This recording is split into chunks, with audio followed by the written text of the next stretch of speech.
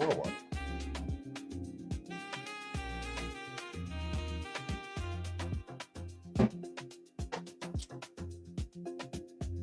Put this here. Since you're just acting weird about my face detection, you're acting crazy about my face detection. Let's do this.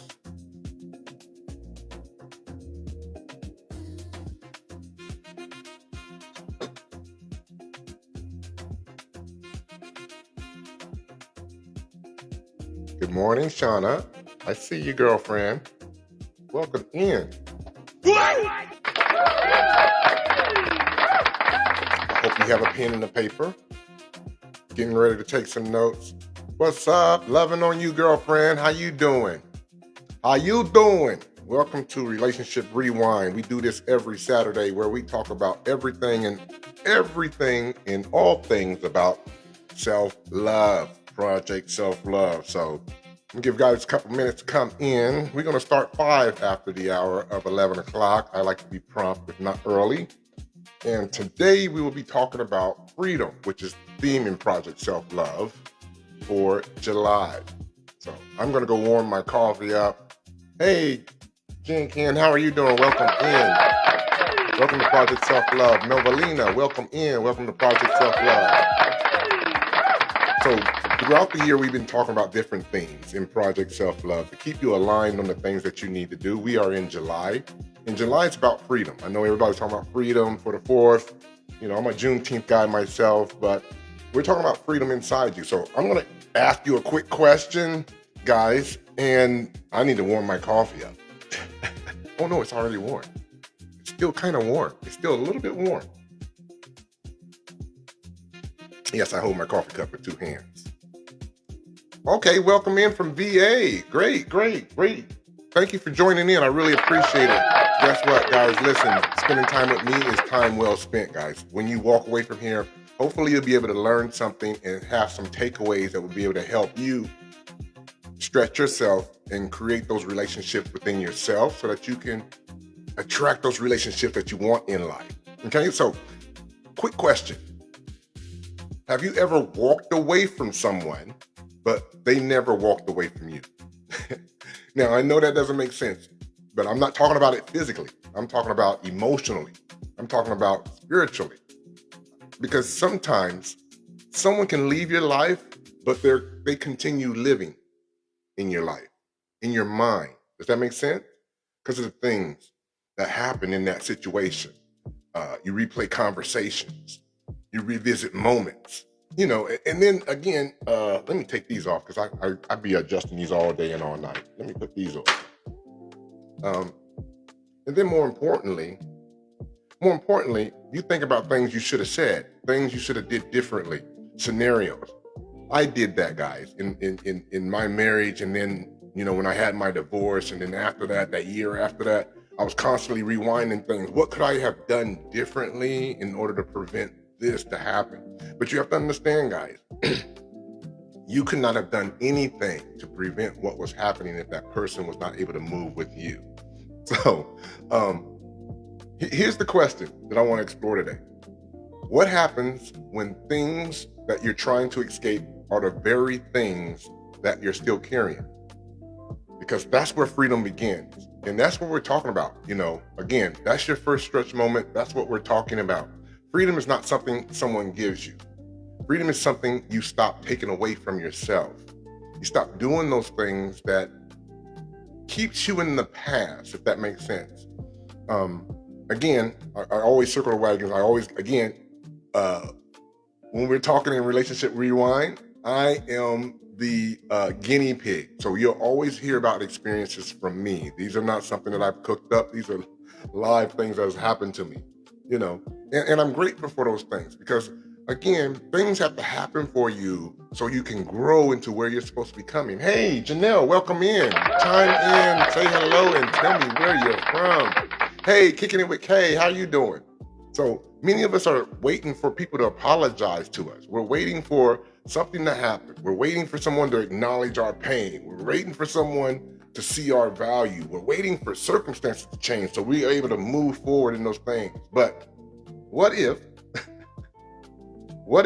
just what if, the freedom that you're waiting for is been waiting for you? What if the freedom that you have, the freedom that you're wanting, the freedom that you're doing, the freedom that you're longing for, like you're wondering about the things, the what ifs, what if the freedom that you've been waiting for here has been waiting for you? You only have to decide. So I want to share something real personal. This is a message that is something that I teach. It's something that I teach because I live it.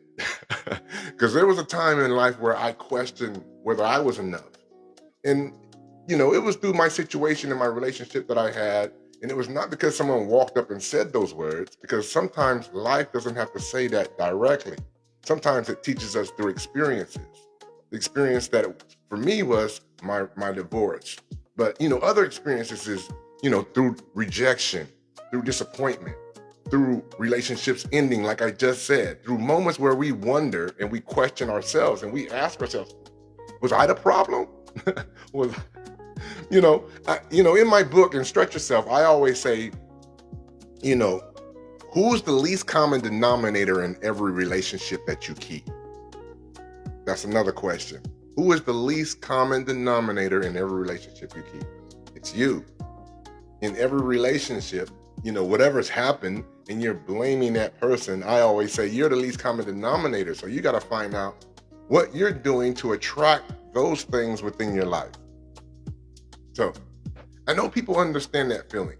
You go through that spin cycle. I always say you go through the spin cycle. You start overthinking about things, wondering, were you enough? Was I the problem? What made that happen? What made it come to that? And it may not have been one decision. It may be in a series of things that was done on their part that made you make that feeling. Because I know many people understand that feeling, because the hardest battles are always the ones that people don't see.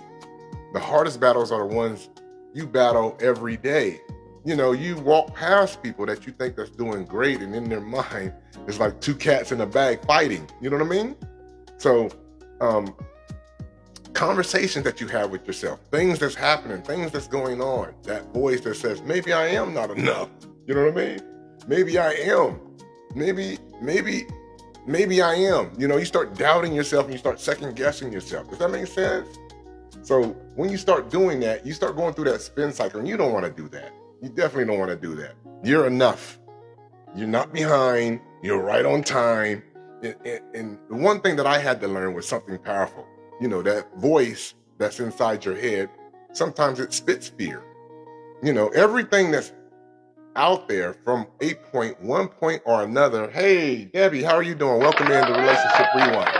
Okay, let me give my shout outs before we go any deeper, because we're getting ready to go back in. Terry, hey, thanks for joining. Amy, thanks for joining. Good seeing you, girlfriend. I'm loving your tan. I got a tan too. I got a once over. Who else is out there? Kat, Troya, AI, Alicia. Elise? My apologies if I'm misspelling. Judge me in these crazy eyes and not my heart. I totally apologize if I'm not saying. Everyone, welcome into Relationship Rewind. Thank you for coming in. Thank you for spending that time with me. It's going to be time well spent. So, here's what I learned, guys. Everything that's behind anything that you're thinking about, that you maybe have hesitation about, that's that fear. And sometimes that voice of fear is too loud. But even though that voice of fear is loud, that doesn't make everything that doesn't make anything true. Does that make sense? Hello, sir, I have a commission to make and it scares me. Okay, great. If you want to, you can definitely join. I'll send the information so you can contact me. We can do that offline, because I'm definitely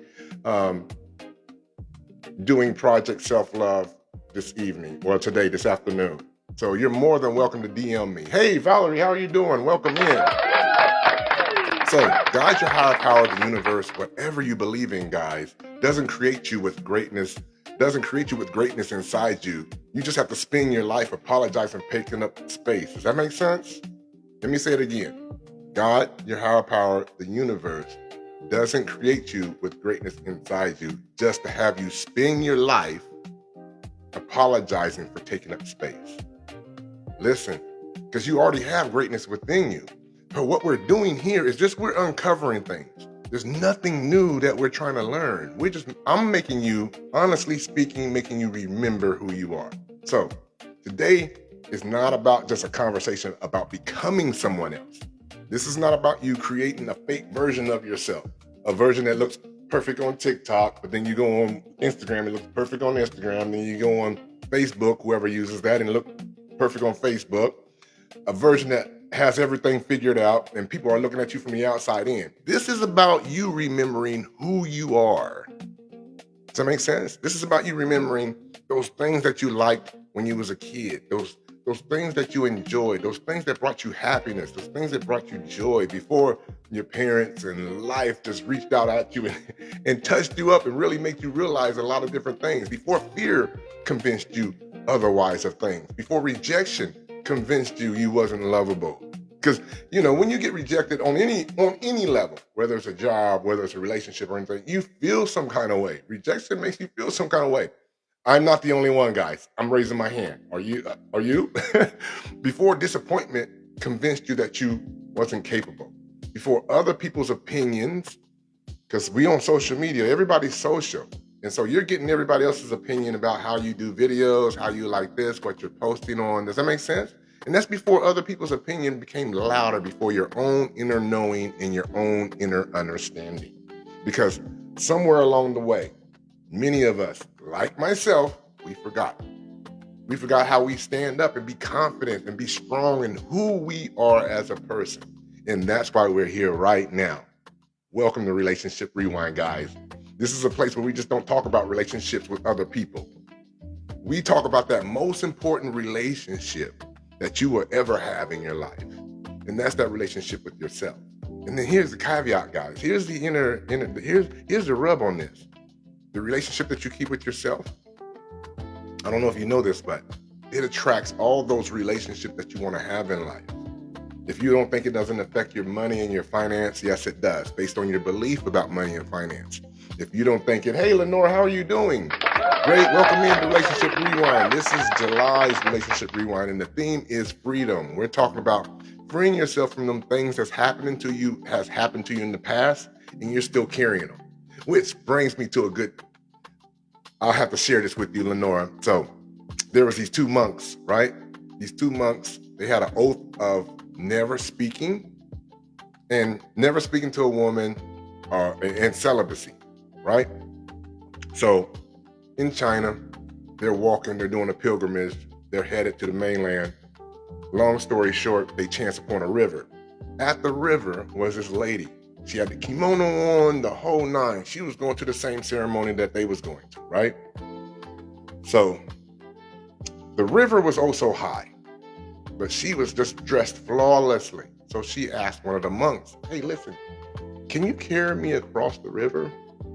And one of the monks started talking to her without hesitation. Guess what he does? He picks her up, puts her on his back, and he starts going across the river. The other monks with him. Now, I told you guys, he had an oath of celibacy, right? Not to talk to women or anything like that. And so he's staring at him, shocked. He's like, I can't believe this. They get to the other side of the river. He lets the lady down, thanks her. They're on their way. So they're walking, and they've probably been walking for a while now. Also, they've been walking for about an hour or so. And the other monk is just dead quiet, but he's looking at this guy and he's literally burning a hole in his ear, right? And so he asked the other monk, he said, listen, we have a vow of celibacy and we're not supposed to be talking to women. Why did you pick her up and carry her across the river? And the other monk said, oh, you're still carrying her? I let her go hours ago. And so that's how we are with our feelings. That's how we are with our past relationships. That's how we are with things that's happened to us, circumstances, rejection, disappointment. We replay those things over and over again on our mind when they're past. So Relationship Rewind, guys, it's a place where we're not talking about relationships with other people. We talk about the most important relationship you'll ever have, and that's the relationship with yourself. Because, again, every relationship you create is influenced by the relationship you have within. Does that make sense? The way you love, the way you communicate, the boundaries you create, if you have some, the things you tolerate or not tolerate, and then the things that you believe in. Does that make sense? They all begin here with you. Now, before we dive into July, okay, we got a flash go, guys. Let me just give you a couple ground rules very, very quickly. Let's look at the flash go first. We'll pin that. And then, guys, in order for me to expand my broadcast out here on TikTok, look, if you can tap the screen live, give me 100 likes or give me 1,000 likes, whatever you want to do, whatever you want to contribute as far as the likes, it's not for me, guys. It's for the algorithm, so the algorithm can see it and I can get a better broadcast as I'm talking about Project SeLFLoVe. So anything that you can do will be greatly appreciated. So before we dive into July, we need to honor the journey that's brought us to where we are right now, because freedom doesn't happen randomly. That makes sense? It is built, it's earned, it's practiced. So every month inside Project SeLFLoVe, guys, has built us to this. So let's go back over the months. January was what? January was awareness, right? Awareness, because you have to be aware of what you're doing. Is that correct? Cheeky Cheeks, what's up, girlfriend? Welcome to Project SeLFLoVe. It's good to see you. Tap the screen, give me 100 likes. I really appreciate it, guys. Again, like I said before, give me some likes. It's not for me, it's for the algorithm, so the algorithm can share with everyone. My goal is to reach 1 million people or more about Project SeLFLoVe. Because if you're working on yourself, always good to see you, girl. I love you to life, and I'm living vicariously through Snapchat with you. I appreciate you. So if you can change the way you are, you can change the outlook. You have to start here with yourself. That's how you change everything out here. Does that make sense? So January is about awareness, right? That's the first thing we're talking about. Awareness is what? Understanding where you are, where you've been asleep in your own life, where you've allowed things to happen in your relationship, wherever you are. Awareness is, where have I been operating from patterns, from habits, instead of purpose, from what I want? You have something for me? Appreciate you. Thank you. Please, I have something for you on chat, Snap too. Let me know what you're saying. So awareness is the first step, because the moment you become aware of things that's happened to you, you become empowered. Now, I just want you to think back on times when something has happened and you didn't know what was happening. Or I'll use myself. Let me go first. I'll go first, right? And this is when, before my divorce, guys, I'll be honest with you. So I'm traveling around and, I'm traveling. I'm a professional speaker, business consultant. So I'm coming back and forth in town. And every time I'm coming back and forth in town, the neighborhood knows me. The community knows me. I'm a community leader. And so people was coming back to me with little things. It was like, man, we seen your wife at so-and-so. We seen your wife at Costco at so-and-so. Is that her friend? We seen your wife over here with so-and-so. And so I'm getting all this from everyone. And then what I did was like, because I had no boundaries. And then I really, truly, and I'll be blindly trusted my ex. And I was like, oh yeah, that's just her friend. That's just this and that. I was co-signing that stuff. But then when I went back and asked my wife, my ex, pardon my French, she was like, oh, that was my friend, so-and-so and so-and-so. So I'm like, okay, so we've met our friends, because I had single friends too as well, but my single friends has been to the house. You've met and they were guys. They weren't girls. There were girls, I'll be honest with you. There were girls and guys, but the guys, they was the ones coming to my house. They was the ones doing this and that. I never met any of them. And then I just allowed that. Does that make sense? So I'm saying that to say I was not aware. I'm saying that to say that my neighbors, my community made me aware of stuff that was happening. So awareness is the first step. And that's what we talked about in January. The moment you become aware, that's when you become empowered. When I became empowered, then now I need to know what steps I need to take, because you're not moving with me, you're moving away from me. So I need to know what I need to do in order for me to move the way I need to move. Does that make sense? So the 2nd February, we talked about acceptance, right? Acceptance is meaning, and I'm gonna use that situation. Acceptance does not mean that you approve of everything that's happened. It just means that you stop fighting about the reality so you can create where you're going. Does that make sense? Acceptance is, okay, that happened. And I'm telling you real time, that happened. What do I need to do in order for me to move forward? Because now this is becoming toxic. Now this is becoming a relationship where, like, what are we doing here? What are the next steps? Where are we going with this? Acceptance basically says, guys, this is where I am, but this is not where I have to stay. This may have happened to me, but this is not where my life ends. This is where my life begins. This is where I am, but this is where I do not need to stay. Does that make sense? Now, hey, Tony, welcome in, welcome in. March, the theme in March was becoming, because things happen to you. You know, everybody has stuff happen to you. Life is lifing, right? Life is lifing. So March was about becoming. It's moving from who am I to what am I becoming? Asking those questions. Why are these things happening to me? Let me see. In my acceptance phase right now. Yes, girlfriend. Take that and claim that. The acceptance is, man, what's happening? Because when you're becoming, you're not buried. You got to understand that. You're planted. You're more about life is just bringing those situations in order for you to lay that foundation, in order for you to grow stronger in that situation. So don't look at it in that space of, you know, who am I? Look at it in that space of, who am I becoming? Because life is always asking us, are you willing to evolve? Are you willing to stretch? Are you willing to step into that greater version that's already waiting for you? Does that make sense? This is not about you coming something new. Again, I gotta reiterate that very, very clearly. This is about you remembering who you are before those relationships, guys. You know, before those disappointments, before those things that's happened to you that made you dull your shine. Does that make sense? And I'll use, I'll use myself again. I'm the juicy. I'll be the example. In my relationship, I was so into my ex that I lost myself. Does that make sense? And what do I mean by that? It means you're so dead set on taking care of them and making sure that they're good, that you're not even taking care of yourself. And I was doing that, guys. Honestly, I was doing that.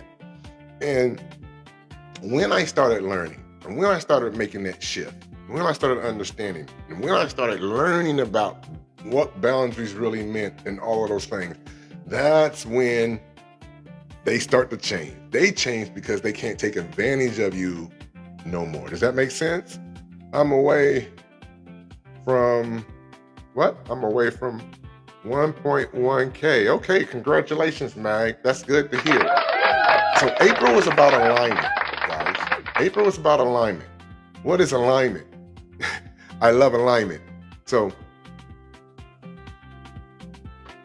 alignment is just basically you are aligned. You're making sure your values, your actions, your decisions, your thoughts, everything is moving in the same direction, your energy. And that was one of the things that I struggled with, guys, is when you're divided. You know, I was one way out here when I was out there speaking. I was another way when I was at home. And then I was another way in the home because I had to live with this woman and it was toxic. You see what I'm saying? So, you have to decide for yourself. Alignment is about making sure everything is congruent, meaning your choices, your actions, your energy, everything is moving in the same direction. Does that make sense? Because peace is when you stop dividing yourself. So we divide ourselves in so many. We divide ourselves with labels. Even out here on TikTok, TikTok tries to tell you to put yourself in a niche. What if you're not even a niche? What if you're not niche capable? I'm not niche capable because I know who I am and I'm a whole bunch of everything. I love to dance. I love to sing. I love to sing. I like to do a lot of different things. So I can't be put into a box. Does that make sense? The same thing applies with you. When you're aligned with yourself, you can't be placed in no box or have somebody trying to determine or label who you are. Now, May is great. We talked about commitment. And what do I mean by commitment? Cash Money Debo, what's going on? Welcome into my live. I appreciate both of you guys joining in. So May is more about commitment. Commitment is more about you deciding and then you saying, I'm going to be consistent with myself. Now, I learned so much about commitment And I thought I was committed. I'll be honest with you. I really thought I was committed, but I was not as committed as I am now. And what I mean by that is, number one, I'm not hard on myself. That's my first commitment. Because usually we're hard on ourselves. Whenever we do something and we didn't do it right that first time, we quit, we give up, we do a lot of different things. And then we talk to ourselves in the worst way. How many of us do that? Talk to ourselves in the worst, oh man, I could have did better. You're blah, blah, blah, blah, blah. Right? So my commitment, what did I do? I shifted everything. I said, I'm gonna be committed more to myself. My commitment to myself is I'm gonna speak favor over my life more. I'm not gonna look at the bad sides of things. I'm gonna look at it, listen, I've tried. Let me be more consistent in me taking action. And then more importantly, I'm not digging the seed back up to look at it to see if it's growing. Once I've decided and I've made that commitment, I'm consistent with it. Perfect example I can give you is working out. I've been working out with the old guys. I don't know if you guys know, but I'm working out with these old gang, and I walk with them in Couchville Lake here in Nashville. I walked with them today. And the reason why I'm saying that about them, because they're consistent. The old gang, one is 92. Listen to this, one is 92. The youngest one is me. I'll be honest with you. The next one older is 76. These guys, but they have stories. They've been through life. They've been through struggles. And then more importantly, they're still about their health. They're still about their fitness. So they're walking. I just walked with the 93-year-old today. They're walking. And the consistency of them walking has allowed them to lose a lot of weight, 40 pounds. The 92-year-old still driving, has 2 girlfriends. I tell everybody about him. He is living life, but that's their commitment. Commitment says, I choose myself, even when it's uncomfortable. Commitment says, motivation may change. Motivation's like shower. I know everybody's going out in the sun and it's hot outside and you want to take a shower. And you take a shower, you go outside, that's motivation. Motivation fades. You're going to still smell yourself after about 30 minutes to an hour, right? Feelings change, circumstances change, but your commitment says, I'm going to stay 10 toes down for me. That's powerful, guys. Let me expound on that. When you start staying 10 toes down on yourself, and then you start seeing the results of you being consistent with yourself, you know what happens with that? Your confidence, it goes through the roof. Because you're standing up for you, not for anybody else. You're standing for yourself. Thank you for the likes. I appreciate it, guys. Let's get the numbers up. Let's get the numbers up. Give me about 2,000, 3,000 likes. I just greatly appreciate it if you just do that much. Thank you so much. Now, June, my anniversary month, my birthday month, I always say, people say birthday, I've only been born once.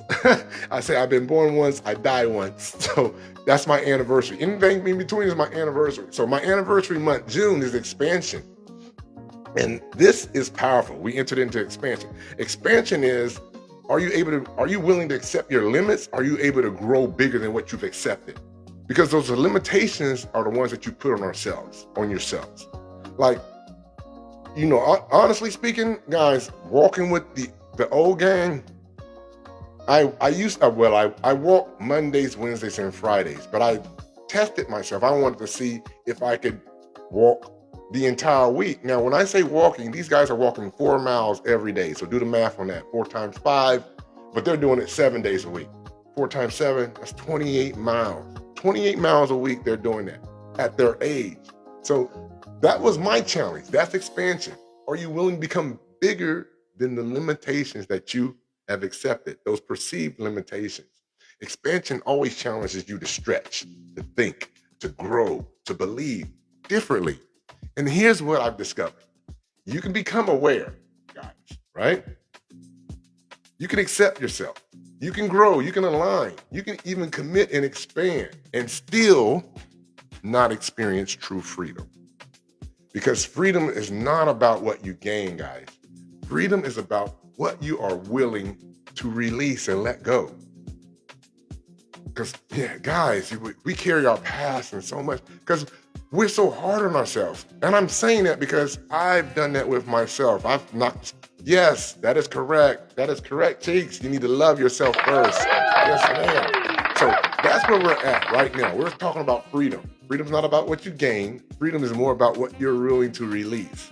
And that's where we are at in July in Project SeLFLoVe. So let me ask you another question. when you hear the word prison, what comes to mind? Don't worry, I'll wait. I do it like Cat Williams. Don't worry, I'll wait. What do you think about? What are you thinking about? Prison. You may be thinking about bars, right? Yes, entrapment. That's a good one. That's a good one. Locked doors, right? Concrete walls, right? Guards. Child time. Sounds familiar, right? Restrictions. It's a place where someone's freedom has been taken away, basically, right? Suffocating. Yes, definitely suffocating. But today, I want to introduce to you guys a different kind of prison. Now, this prison don't have bars. This prison don't have no locks. And then more importantly, this prison is, many people don't even realize they're living inside this prison, right? Sheltered. Yes, that's a good one. Wow, sheltered, yes. So here's an interesting thing about this prison. People can look at you and they'll think you're completely free, right?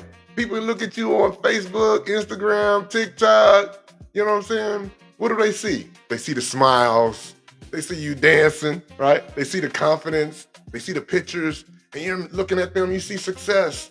But they don't see you when that goes off, when they stop posting, or they don't see you when you go home, or when you're at home. They don't see you in your environment, in your circumstances. They just see you in your space where you are. Does that make sense?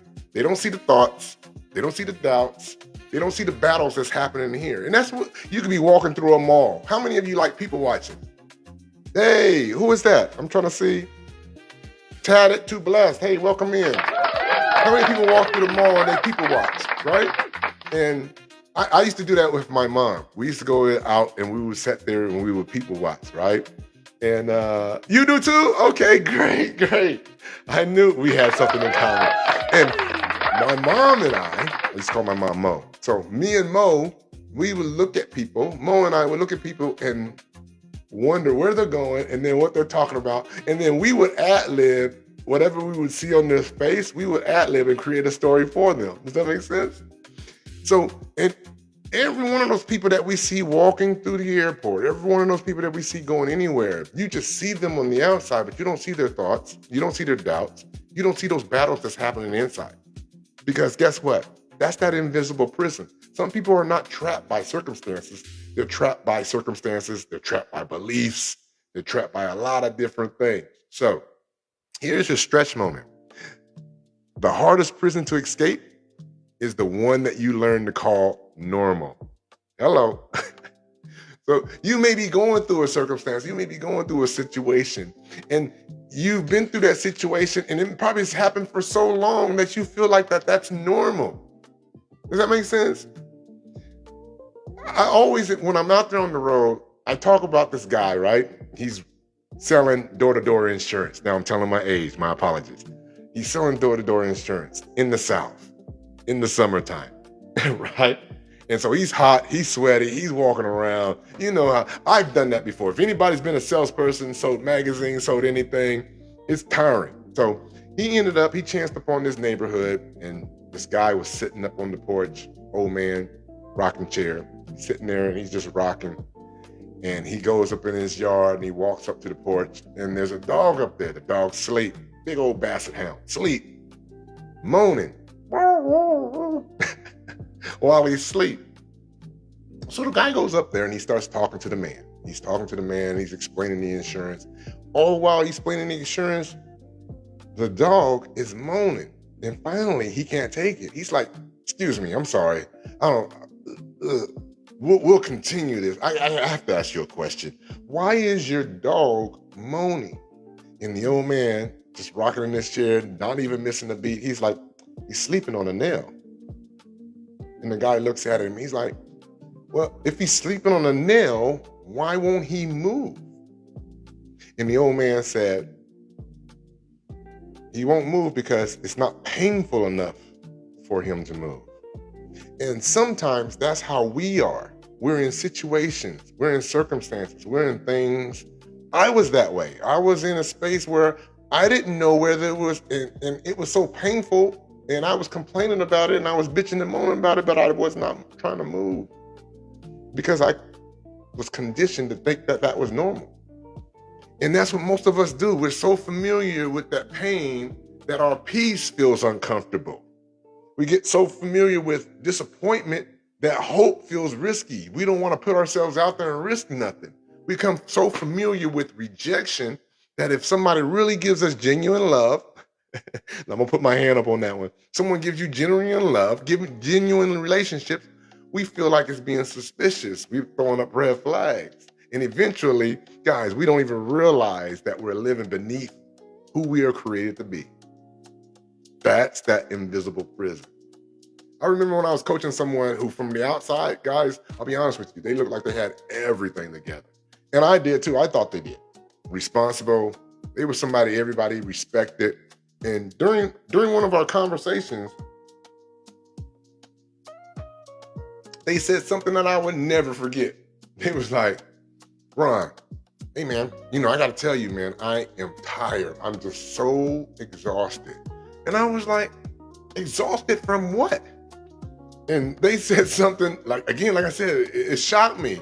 He was like, exhausted from pretending. And when he said that, that statement stayed with me, guys, because how many people are exhausted from pretending? Pretending that they're okay when they're hurting. Pretending that they're confident when they're questioning themselves. Pretending that they don't care when they love and they care deeply, guys. Pretending they need help, they don't need help. When they're hoping someone notices, right? I'm one of those type of people. I was one of those type of people, I'll be honest with you. Because I felt like I didn't need no one's help, right? Somebody will see it. Somebody will see what I'm going through. Somebody will do it. And the reason this happens is because somewhere along the way, guys, we've learned how to perform. We've learned how to just be in that space to where we put on that face. Right? We put on that, let me do it again. We put on that face and we pretend like we're good, but we're not, guys. That's freedom. Freedom begins when you stop performing and you just start being. And I know this because I lived this, guys. There was a time I measured my own value by how other people responded to me. I'm a professional speaker, so of course that's going to happen. I'm joking. I'm totally joking. If people was happy with me, I felt valuable. If people was approved of me, but I did feel that way, guys. I question everything because when you have that relationship, you don't have a relationship that's true to you, and then you don't have those boundaries and you don't believe in yourself, then you're looking outward for that. I felt that if people approved me, I felt accepted. I felt if people celebrated me, I felt successful, right? Because we're looking for that outward, right? And if someone rejected me or if somebody rejected me or if anything happened, I start questioning myself. How could I did that differently? How could I? Yeah. So I had to ask myself the difficult question. And that difficult question was, why did I give somebody else the responsibility of defining me when it's me who defines me? Does that make sense? It's me who defines me. I realize that's a lot of power to give someone. That's a lot of power to give your husband, wife, significant other. That's a lot of power to give anyone. Just think about it. Someone gets a bad day and suddenly you're questioning your worth, right? Someone misunderstands you or anything that you're going through, and then suddenly you're questioning your character, the way you are, who you are as a person. Someone doesn't choose you. Now all of a sudden you're thinking that you're not valuable, right? Here's what I learned. People can reject you, guys, without reducing you. People can misunderstand you without changing you. And then most importantly, people can walk away without taking your value with them. Why do you have a fake bald wig? Okay, thank you. That's a compliment. I really appreciate that. But we're talking about Project SeLFLoVe right now. So here's the stretch moment, guys. Your value has never been determined by someone else's ability to recognize it. Let that sink. Again, your value has never been determined by someone else's ability not to recognize it. It's your responsibility to recognize your own confidence, to recognize your own strengths, to recognize your own abilities. And how can you do that? By being who you are, by showing up for yourself, by being committed and standing 10 toes down, despite how it's going to make somebody else feel. Guys, when I do TikToks, I'll honestly speaking, I do TikToks outside. I love doing TikToks outside. First of all, number one, I enjoy doing them outside. That's the first thing. It's me. Number two, I don't care who's out there. I don't care who's out there watching. You can join me if you want to, but Ron's always going to stand up and show himself. Does that make sense? Now, I got to tell you guys, I love the image of an eagle. You know why? Because the eagle doesn't spend itself, it don't spend its life trying to convince a chicken to fly. Eagles just fly. They soar high. It doesn't stand there and simply say, because I have wings, I believe I have wings. It flies, right? But just imagine this, guys. If an eagle, I almost burped on myself. Just imagine if an eagle grew up around chickens. And every day, every year, this eagle, which I don't know if you guys have seen an eagle, in person, they're huge. But the eagle's growing up around chickens, he may say, man, this is who I am. Not because he lacked wings, not because he lacked awareness, but because he didn't know himself. So I'm using that as an analogy to make you think and wonder, how many people are living like that? How many people have wings, but they've just accepted where they are to fly? How many people have greatness within them, but they have allowed someone else's opinion or option or opinion of them become their ceiling?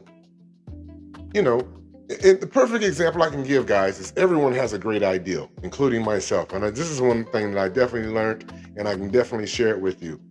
You have a great ideal, keep that ideal to yourself. Make it happen and then show off. I've learned that because you give somebody else your ideal, it's like, I'm thinking about doing this. The first thing they're going to do is put their limitations on you. It's not that they're putting bad energy on you. They're seeing your ideal through their eyes. And through their eyes, they don't believe they can do it. So instead of them giving you a great, honest opinion about, man, that must be great, man, and then thinking about them and how you can help them do it, they're putting it in themselves and saying, man, you're not going to be able to do that because this has to happen, and this has to happen, and this has to. Does that make sense? Hey, the queen, how you doing? Welcome in. Thank you to Relationship Rewind. Welcome in. Hey, my favorite blonde auntie. Love you to life, girlfriend. Welcome in. We're talking about freedom. So, if you have your journal, I want you to write something down. This is for you. This is not for anyone else. This is a question I need you to ask yourself. Now, a quick couple ground rules. If you have your journal, if you have something and you're writing things down like I do, like I am, again, this question is for you. It's not for you to answer right now question. It's to go up here and marinate. And my recommendation for you is to review it at nighttime and just really think about it, but then let it marinate when you go to sleep. What I mean by that is read it, think about it, go to bed. Tomorrow morning, you'll have an answer or even close enough to something that really feels familiar to you. Does that make sense? So here's the question, guys.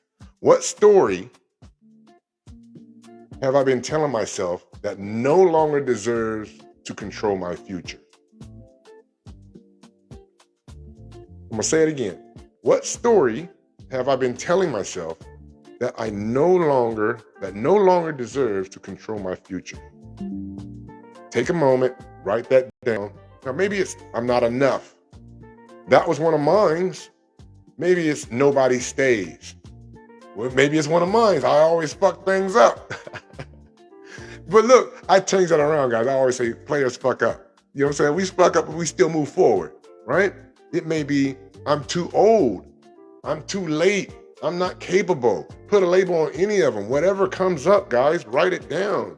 Because again, and then if you want to, and this is further down the line, I'll be honest with you. If you want to write your goals down, what you want to have in your life, right? Or the type of relationship that you want to have in your life, or if you're looking for your significant other, what does love look like for you? That's a question. What does love look like for you? And then again, when you say, what does love look like to you? How does love look like for you in a day? Meaning you wake up and you have this most awesome, this beautiful person that's sitting there beside you, and you wake up and you say, man, I'm so happy and I'm grateful. How would your forever after look for you? How does love look like for you? You have your significant other. You have that person you've been searching for, whatever that case may be. This is how you reframe the story. Does that make sense? Because again, whatever comes up, write it down, because the first step to freedom, what did we talk about, is awareness. The first step to freedom is awareness. Guys, I did my shadow work,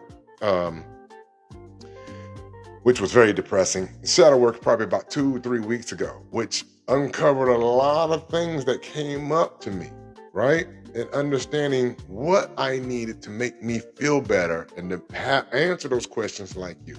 And yes, I thought I wasn't enough. I had that, maybe it's too old. Maybe I'm too late to find, true love, or whatever the case may be. Write those things down, because awareness is the first step. Once you are aware of it, now you can take those steps. Okay, what do I need to do in order to solve this? Now, the next thing is I want to challenge you, because I like to challenge people. I got to make it uncomfortable for you. I got to make it uncomfortable for you. So again, here's the challenge. What if the story you've been telling is only one version of the story? What do I mean by that? Instead of saying, God, I failed at this, right? Say, I learned. Does that make sense?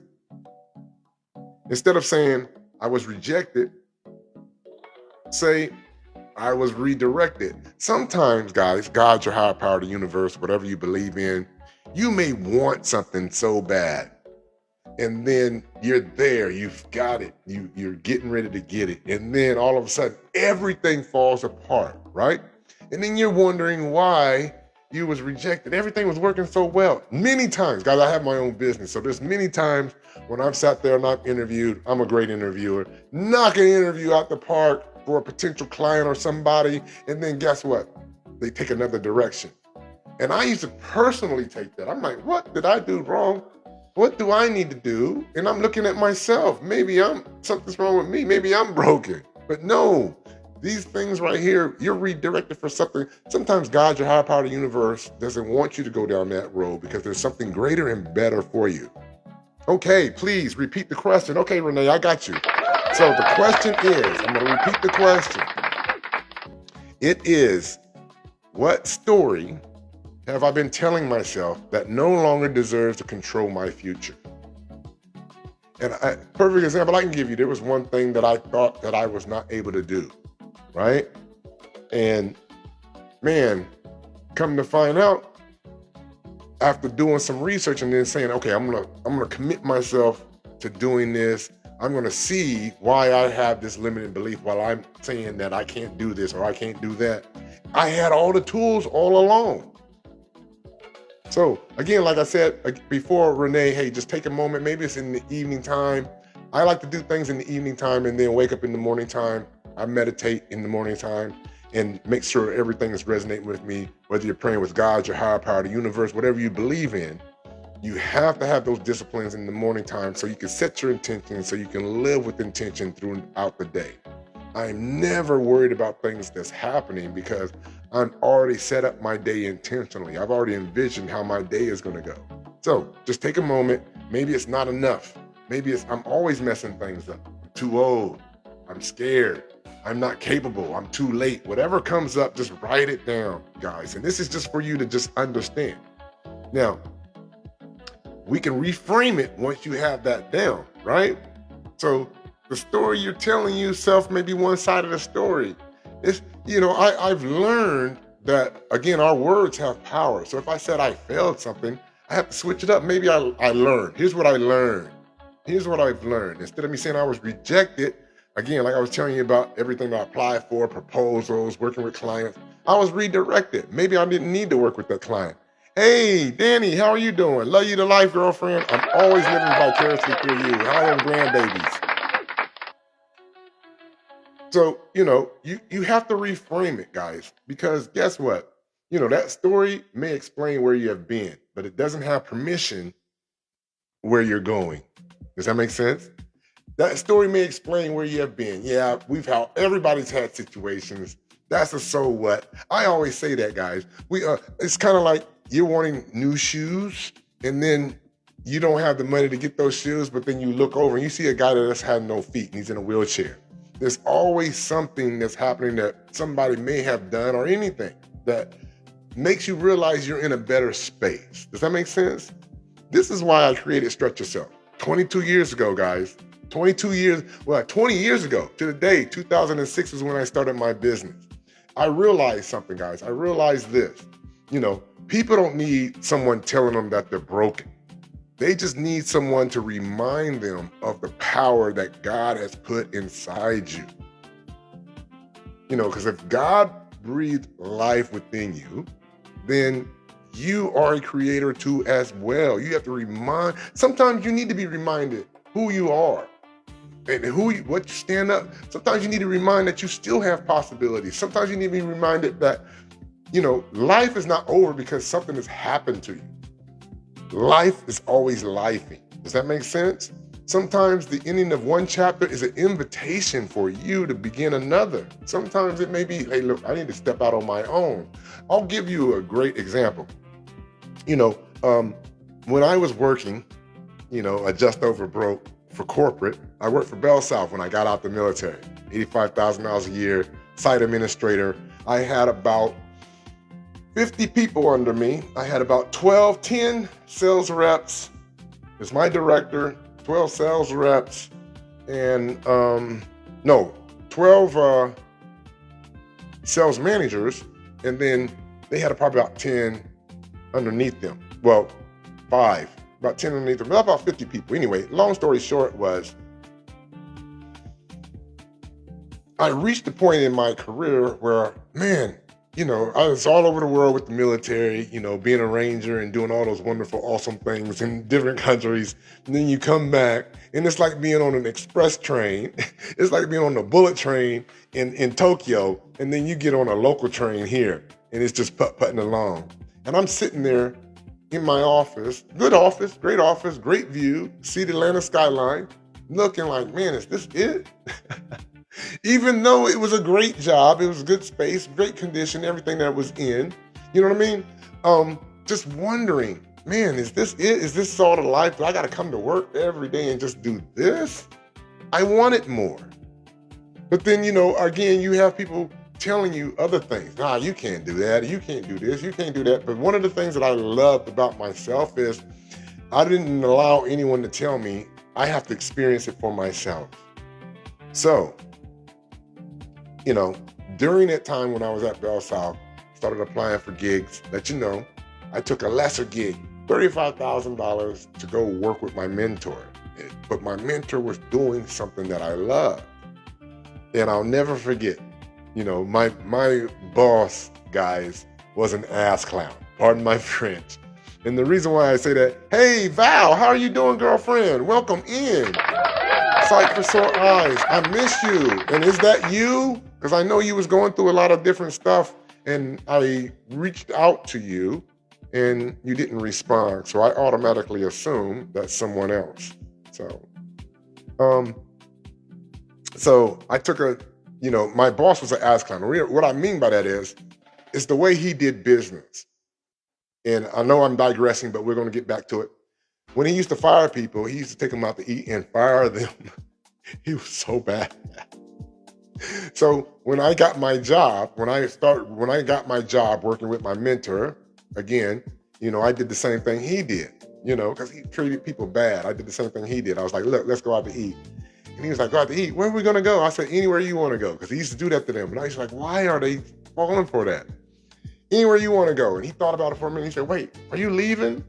And my boss, listen to this, a director, literally cursed me out. He was like, oh my God, man, who is going to do this? How am I going to be able to do this? How am I going to be able to do this? And cursed me out for living my truth and going for my dreams, guys.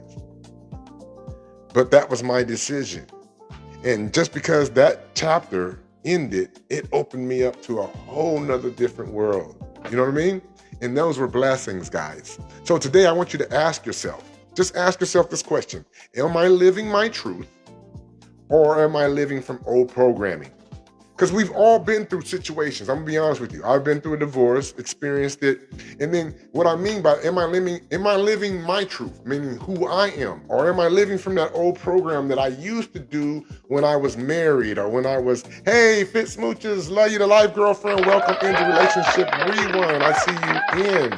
Today we are talking about freedom in Relationship Rewind, freedom from them old limiting beliefs, freedom from them old programming, freedom from them things we used to do when we was married to someone, and really blazing our trail and our path in order for us to be that person to have those relationships that we want to have in life. Does that make sense? This thing is trying to get me to verify. My apologies, guys. Give me a moment. It is. Come on now. There we go. Am I choosing my future or am I repeating my past? Most of us go through stuff. And what I mean by repeating my past, repeating your past is not learning from them situations that you had. So in my situation, and I always love using myself as an example, I always tell you guys, is number one, who is Ron? What is Ron like? Ron, do you have boundaries? What are your boundaries, right? And I realized, guys, and honestly speaking, I didn't have boundaries because again, when you do your shadow work, man, shadow work takes you back. It takes you back and you learn where it comes from, right? So I learned where it came from. So now, once you learn, that's that awareness we talked about in January, right? That's that awareness, not where I understand. Now it's your choice to work on that. Are you choosing your future? Choosing your future is working on it. Are you repeating your past? Repeating your past is like, man, I know that happened. I'm just going to bounce right back out there and get out there in the game. Let me explain something to you guys. Everyone that does not have someone, let me explain. You are right where you need to be because right now you're preparing yourself. There's no need for you to wonder why. It's when. Does that make sense?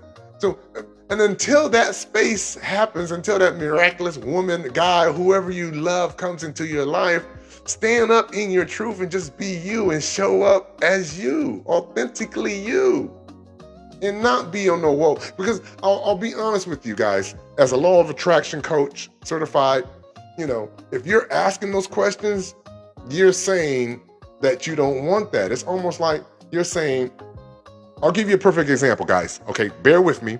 I want you to close your eyes. Everybody, close your eyes I want you to don't think of a cow. Don't think of a cow. I'm gonna say, don't think of what do they like eating? What does everybody like eating? What is that, Chick-fil-A?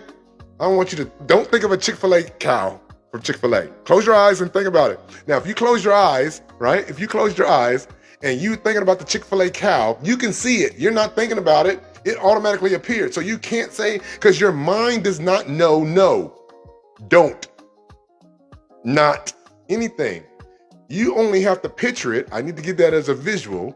You only have to picture it and that's yours. Guys, we have that power. We have that power. So you want to change things. You want to choose your future by doing that visualization. How does your happily ever after look like? Okay, guys, I know I'm digressing, but I'm going to help some people. If you want someone, hi, from California. Hey, Jen, how are you doing? Welcome in. So if you want that husband, wife, significant other, where's my book?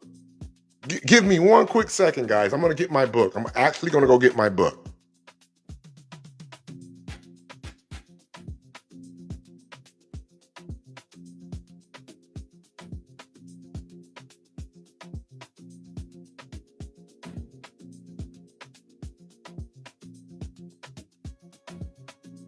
Okay, I know I digress, but I want to share something. Yes, manifesting the life you want. Do you see that? What does that say? Dreams, goals, and manifestations. So, and then you see the stickies on it. Now, I don't talk about it. I live it. I breathe it. That's me, right? So I'm going to tab over business vision. Man, there's so much stuff in here. Here it goes, personal relationship. I wrote out my personal relationship, what I want to have in my relationship, right? Starting out with my ultimate relationship will be with the woman that blanks. So your ultimate relationship will be with a man that blanks. Now, again, what we're talking about, guys, is attributes. Attributes, the ideal relationship, these are attributes, and then I'm explaining the attributes here. Right? You want to talk about attributes because God, your higher power of the universe, is going to bring all that extra. The handsome, good looking, whatever, all of that, that's that icing. That's like that dessert before the main meal. But you want to get the main meal right? It has to have its own place. Yes, that is correct. Like mine has to have its own. I think we've been through it enough that, look, I think a lot of us, Jen, has been through enough that they have to have their own place. I am that way. I am the same way. But look, this is the relationship that I said. And then again, let me span over just a little bit. And look what does that say? It says what love looks like to me. Because it's great. You see the movies, you see the TVs, you see everything that's happening, and you're like, oh my God, that's so romantic, that's awesome. What does love look like for you? What does it look like for you? Yeah, can visit, can't stay, definitely. Yes, can visit, can't stay. Because now I have my peace. And here's the thing, here's the rub, Jen. I'm gonna be honest with you. Here's the rub. Yes, girlfriend. And here's the rub. I don't want nobody to be in my vulnerable space if they're coming with all that chaos. Because I have this peace now. And I really love the peace that I have. Again, there's nothing up here between these two ears that's always rumbling and overthinking. I'm thinking about other bigger things. Does that make sense? So if you're serious about getting a man and not just saying it and then going out here on YouTube or TikTok and getting in those chat rooms and really drumming up that toxic negativity energy about trying to find someone, but you're joining something, the contradiction is wanting and then you're talking about what you don't want. No, you want to talk about what you do want. Does that make sense? So, right there, what does love look like for me? And then I think I have my happily ever after. Name it what you want to, but really go to town with it. And then don't put limitations on yourself, guys. It's like you putting limitations on God. Does that make sense? Because you may think you don't think it's possible because you don't see it yet. It's possible. It's more than possible. So, freedom begins when you have the courage to be honest with yourself, right? So now, what have we learned so far? We've identified the prison, right? But there's something else we have to talk about, right? Because when the prison door is open, some people still don't leave. And perfect example, man, guys, when I had my divorce, they gave me 30 days to leave. Now, here's the great thing. I'm so blessed and grateful for it, is that I divorced my ex. She bought the house from me. I bought the house, listen, I bought the house 20 years ago for $150. My ex bought the house from me. Oh, thank you. I appreciate you. My ex bought my house for double that. So guess what I did? I'll be honest. What I did was I took that money and I paid off my girl's education. Because I want my girls to walk out of college not wanting anything. I took the hit myself because if you are confident in yourself, you know you can get money. You know you can do what you do. So yes, because they needed to live. They needed to grow. They needed to do their thing. So I did that, took the hit, and built myself because I needed to grow. So we've identified the prison. There's something else we have to talk about. Now, even when the prison door opens, okay, let me get to the story. So when I had my divorce, I had about a month to leave. I did not want to stay. I wanted to go yesterday, right? So, California. Oh, right now I'm in Tennessee. I used to live in Georgia for about 3 or 4 years, Jen. Thanks for asking. So when I ended up getting a divorce, I had Stockholm Syndrome. The movers came and got my stuff, packed me out. Everything, like, there was nothing in the house that I owned. It was just me and the cat. And I had Stockholm syndrome. I still remember it. I had to call my sister, the one I'm staying with right now. I was like, look, you need to help me. I called my sister, help me. I have 4 sisters, by the way. I called my sister. I was like, Leah, help me. I can't move. I don't know why. I feel paralyzed. And so when my sister came, it gave me some big reassurance. I was able to pack up whatever I had left. Yes, it was me and the cat, me and Nova. I'm surprised she's not here because usually she'd be right here. She'd be trying to get on the mic too as well. Yeah, she Blue Russian. She talks too much. So they came. They alleviated my fears and my anxiety because you get a lot of stuff when you're going through. And so finally, I was able to walk away. Right now, I say that because some people are in situations like that, guys, where you're carrying something heavy, you're carrying something for so long, you've been in a situation for so long that you don't know what to do to put it down, which brings us to the next conversation is about the weight you're carrying. So I want you to imagine something very quickly for me. I want you to imagine carrying a backpack, right? And you're carrying a backpack, not a backpack you carry for a day, not a backpack you carry for a couple of years or a week. It's a backpack you've been carrying forever. Now, inside that backpack, guys, are things you no longer see, right? It's the disappointment, the betrayal, the rejection, the guilt, moments where you question your worth, moments where you made yourself question your worth, moments where someone else questioned your worth. Everything, just think about it like that. So think about those things as like a rock. Now, every time something happened, you're adding rocks into that backpack, right? Another disappointment, another fear, another memory, another reason to protect myself from life. Oh my God, life's happening. And then eventually you become so good at carrying that weight, guess what? You forget it's even there.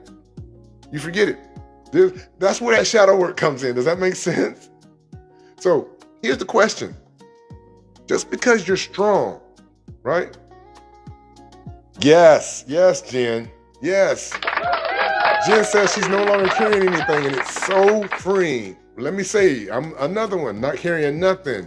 Man, when you're truthful to yourself and you stand in your truth, you don't have to carry anything. And it weirds people out. Jen, have you been in that situation where it weirds people out because you are truthful and you're just on yourself?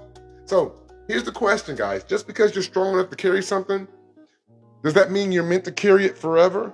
I'm a strong guy. I lift a little weights from time to time, but do I want to carry something all the time? Hell to the no. So here's the stretch moment, guys. Strength is not measured by how much you can carry.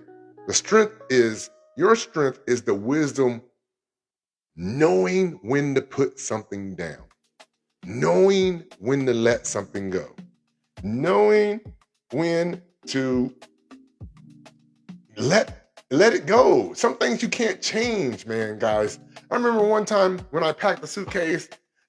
When I packed it, every time I travel, I'm military, right? So everything's packed up tight, other than my suits. I'll be honest with you. And I thought, this isn't heavy, right? I'm always going to have my carry-on, right? Exactly. I am no longer carrying anything, so not freeing. Exactly. And listen, Jen, and guys, perfect example, Jen, how the way she's speaking it, like this is a conversation. You can easily speak. The way she's speaking favor over herself. She says, I am. I am is the manifestation. These are the things that you want to have in your life. And then she turns right back around and she says, I only attract healthy people now. I only attract healthy people. Listen, that's what I say. Jen, I say the same thing. Right now, I'm in a good space, and everybody that's in my life is meant to be in my life, and I'm so happy and grateful for everyone that's in my life right now, because these are the relationships that I want, love, enjoy, and appreciate. See what I'm saying? So I packed my suitcase, and I was like, man, it's not that heavy. And I have my carry-on. I'm going to the crown room. Have any of you guys do that? So you pick it up at home, and you're like, man, it's not that heavy, right? But then you get to the airport. Now, I'm so happy they have TSA Express. I'm so happy they got TSA Express. So you get to the airport, you go through the lines of TSA, you walk and you walk and you're waiting and you're walking and you're carrying it. And I'm usually carrying, my computer and then other things that I'm working on. And then guess what happens? Man, your shoulder starts hurting, your arm starts hurting. My back, I don't know about anybody else, my neck, my back starts hurting. And then when you finally put that suitcase down, you realize, man, I packed that suitcase because it was heavy.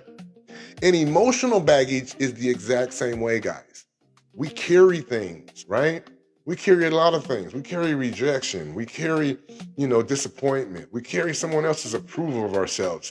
But we adapt. And how do we adapt, guys? We adapt by putting that rock in the back so we can survive, so we can keep moving until one day we have to put it down. Does that make sense? So if you're not putting things down, if you're not cycling through things, if you're not looking at your life and then looking at yourself from a perspective of where you feel like what brings you happiness? That's a great question. What brings you peace? What does peace look like for you, right? We've been talking about relationships, right? We talked about relationship. What does a relationship look like for you? Like I said, what does happily ever after look like for me? But what does peace look like for you? What does happiness look like for you? When you have all those things and then you finally put them down, you realize, man, I've been carrying this stuff for years. I can't believe it. And so here's my stretch moment for you guys. Just because you have adapted to the weight doesn't mean the weight belongs to you. Just because, like when you're working out, once your muscles get used to something, what do? You increase the weight. Just because you adapted to the weight don't mean it belongs to you. Some things you just need to let go. So we're going to talk about the rocks we carry, okay? Over my 20-something years of coaching, guys, here's what I noticed. There's not that many rocks. I'm going to tell you, there's only 5 rocks we carry. Most people carry a combination of 5 rocks. We're going to talk about them, all right? The first rock is guilt. Guilt is interesting because guilt can actually serve a purpose, believe it or not. Guilt can say, hey, look, I made a mistake. I need to learn. I need to make something right. But then unhealthy guilt can do something different, right? What is unhealthy guilt? Feeling bad about yourself may keep you trapped, punishing you long after you're already gone. Some people are still punishing themselves. I know when I got out of my relationship, I was not blaming my ex, and I do blame her now, but I was blaming myself because I was like, man, I should have did something different. But guess what? Ron was bending over so much that Ron broke his back. There's so many things that you can do for yourself. There's so many things that you can do. And if that person's not accepting of it, what do you need to do? And I did not try to adapt. Does that make sense? Some people are still punishing themselves. I'm not anymore. Still punishing themselves for that version of themselves. And that's where ego comes in. I'll be honest with you guys. Ego comes in because that version of yourself was that ego. Like, man, that shouldn't have happened to me. I'm this way. Whoa. Think about that. You're judging today's version of yourself for something yesterday's version or your past version or whatever you was going through in that relationship, that circumstance, whatever situation it was, did. And you're still carrying it after it's happened to you. And then, believe it or not, guys, most people judge themselves or label themselves based off of the experience and not themselves. Does that make sense? That's how the way they are able to be recognized. They're like, man, this is me because this happened to me. What happened to you is not your label. It's not your identity, guys. That yesterday's version, guess what? Didn't have today's wisdom because you grow every day. You grow every day. You learn every day. You get aware every day. So this version of you has more awareness. If you've learned something, if you heard something, if you've listened to this right now, Relationship Rewind, this made you have a different experience, a different awareness. Does that make sense? So I'll tell you this, and this is another stretch moment. Stop sentencing yourself. Stop sentencing today's version of yourself for the mistakes that you made. Listen, you may have made those mistakes, but listen, you've learned, you've changed, you've grown, and now you just need to move forward. Does that make sense? So stretch into that, guys. The second rock is shame. This is a big one. Shame is one of those things that is really, really different. It changes everything, guys. Shame doesn't attack your actions. It attacks your identity. Shame is more of you saying something's wrong with me. I'm not enough. I'm not worthy. Man, if people really knew me, they would know I'm this type of person. You know, if people really knew me, they would accept me, right? But here's what shame doesn't want you to know, guys. Shame grows in darkness, right? Okay, what are you saying? I need to stop being shameful because of my experiences. Yes, yes. Listen, that's your experience. Let me explain. I'll go into a little bit of detail for you. Shame is more of you saying that this has happened to me. But just because it's happened to you doesn't mean it's going to control your whole identity. Does that make sense? So you want to ask yourself, what was I supposed to learn in this situation? Because you know how people say, God wouldn't put you through it. He's going to put you through. He's going to help you grow through it. Yes, you're growing through something. So what did you learn? What was the experience that you learned? There's nothing that you need to be ashamed for, because shame grows in the darkness, guys. But healing, guys, it happens in the light. Healing happens when you say, look, I know that this happened to me, but that does not make me. Does that make sense? So the moment you bring truth to it, the moment you bring your awareness to it, you take shame's power so you can stand 10 toes down. And I understand, guys. Listen, there were seasons in my life where I questioned myself. Thank you for the heart me. I appreciate it. I really, really appreciate it. Thank you. I'm glad that this message resonates with you. Thank you so very much. There were seasons in my life, guys, where I questioned myself. To be honest with you. You know what I'm saying? I questioned my decisions. I questioned my direction. I questioned whether I was doing enough. And what changed me was one question. And I'm going to let you use this one too as well. Write this one down for yourself. Just stop asking yourself, why is this happening to me, right? And start asking yourself, what is this teaching me? What did I learn from this experience? And then if I need to do it again, look, I'm not going to do that again, right? But what am I learning from this situation? Because that question changes your relationship with your challenges.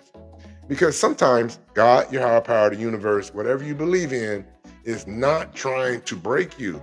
It's trying to reveal you. It's trying to show you. So here's the question. The question that changes your life is not always, why did this happen?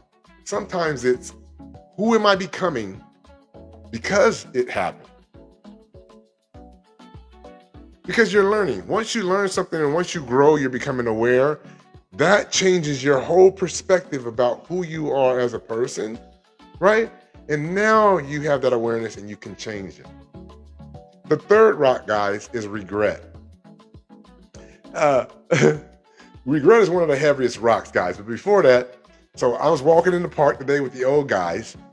And, my guy, Ken, he's the 93-year-old. I love walking with him because, yes, Jen, what is this teaching me? Exactly. What is this teaching me?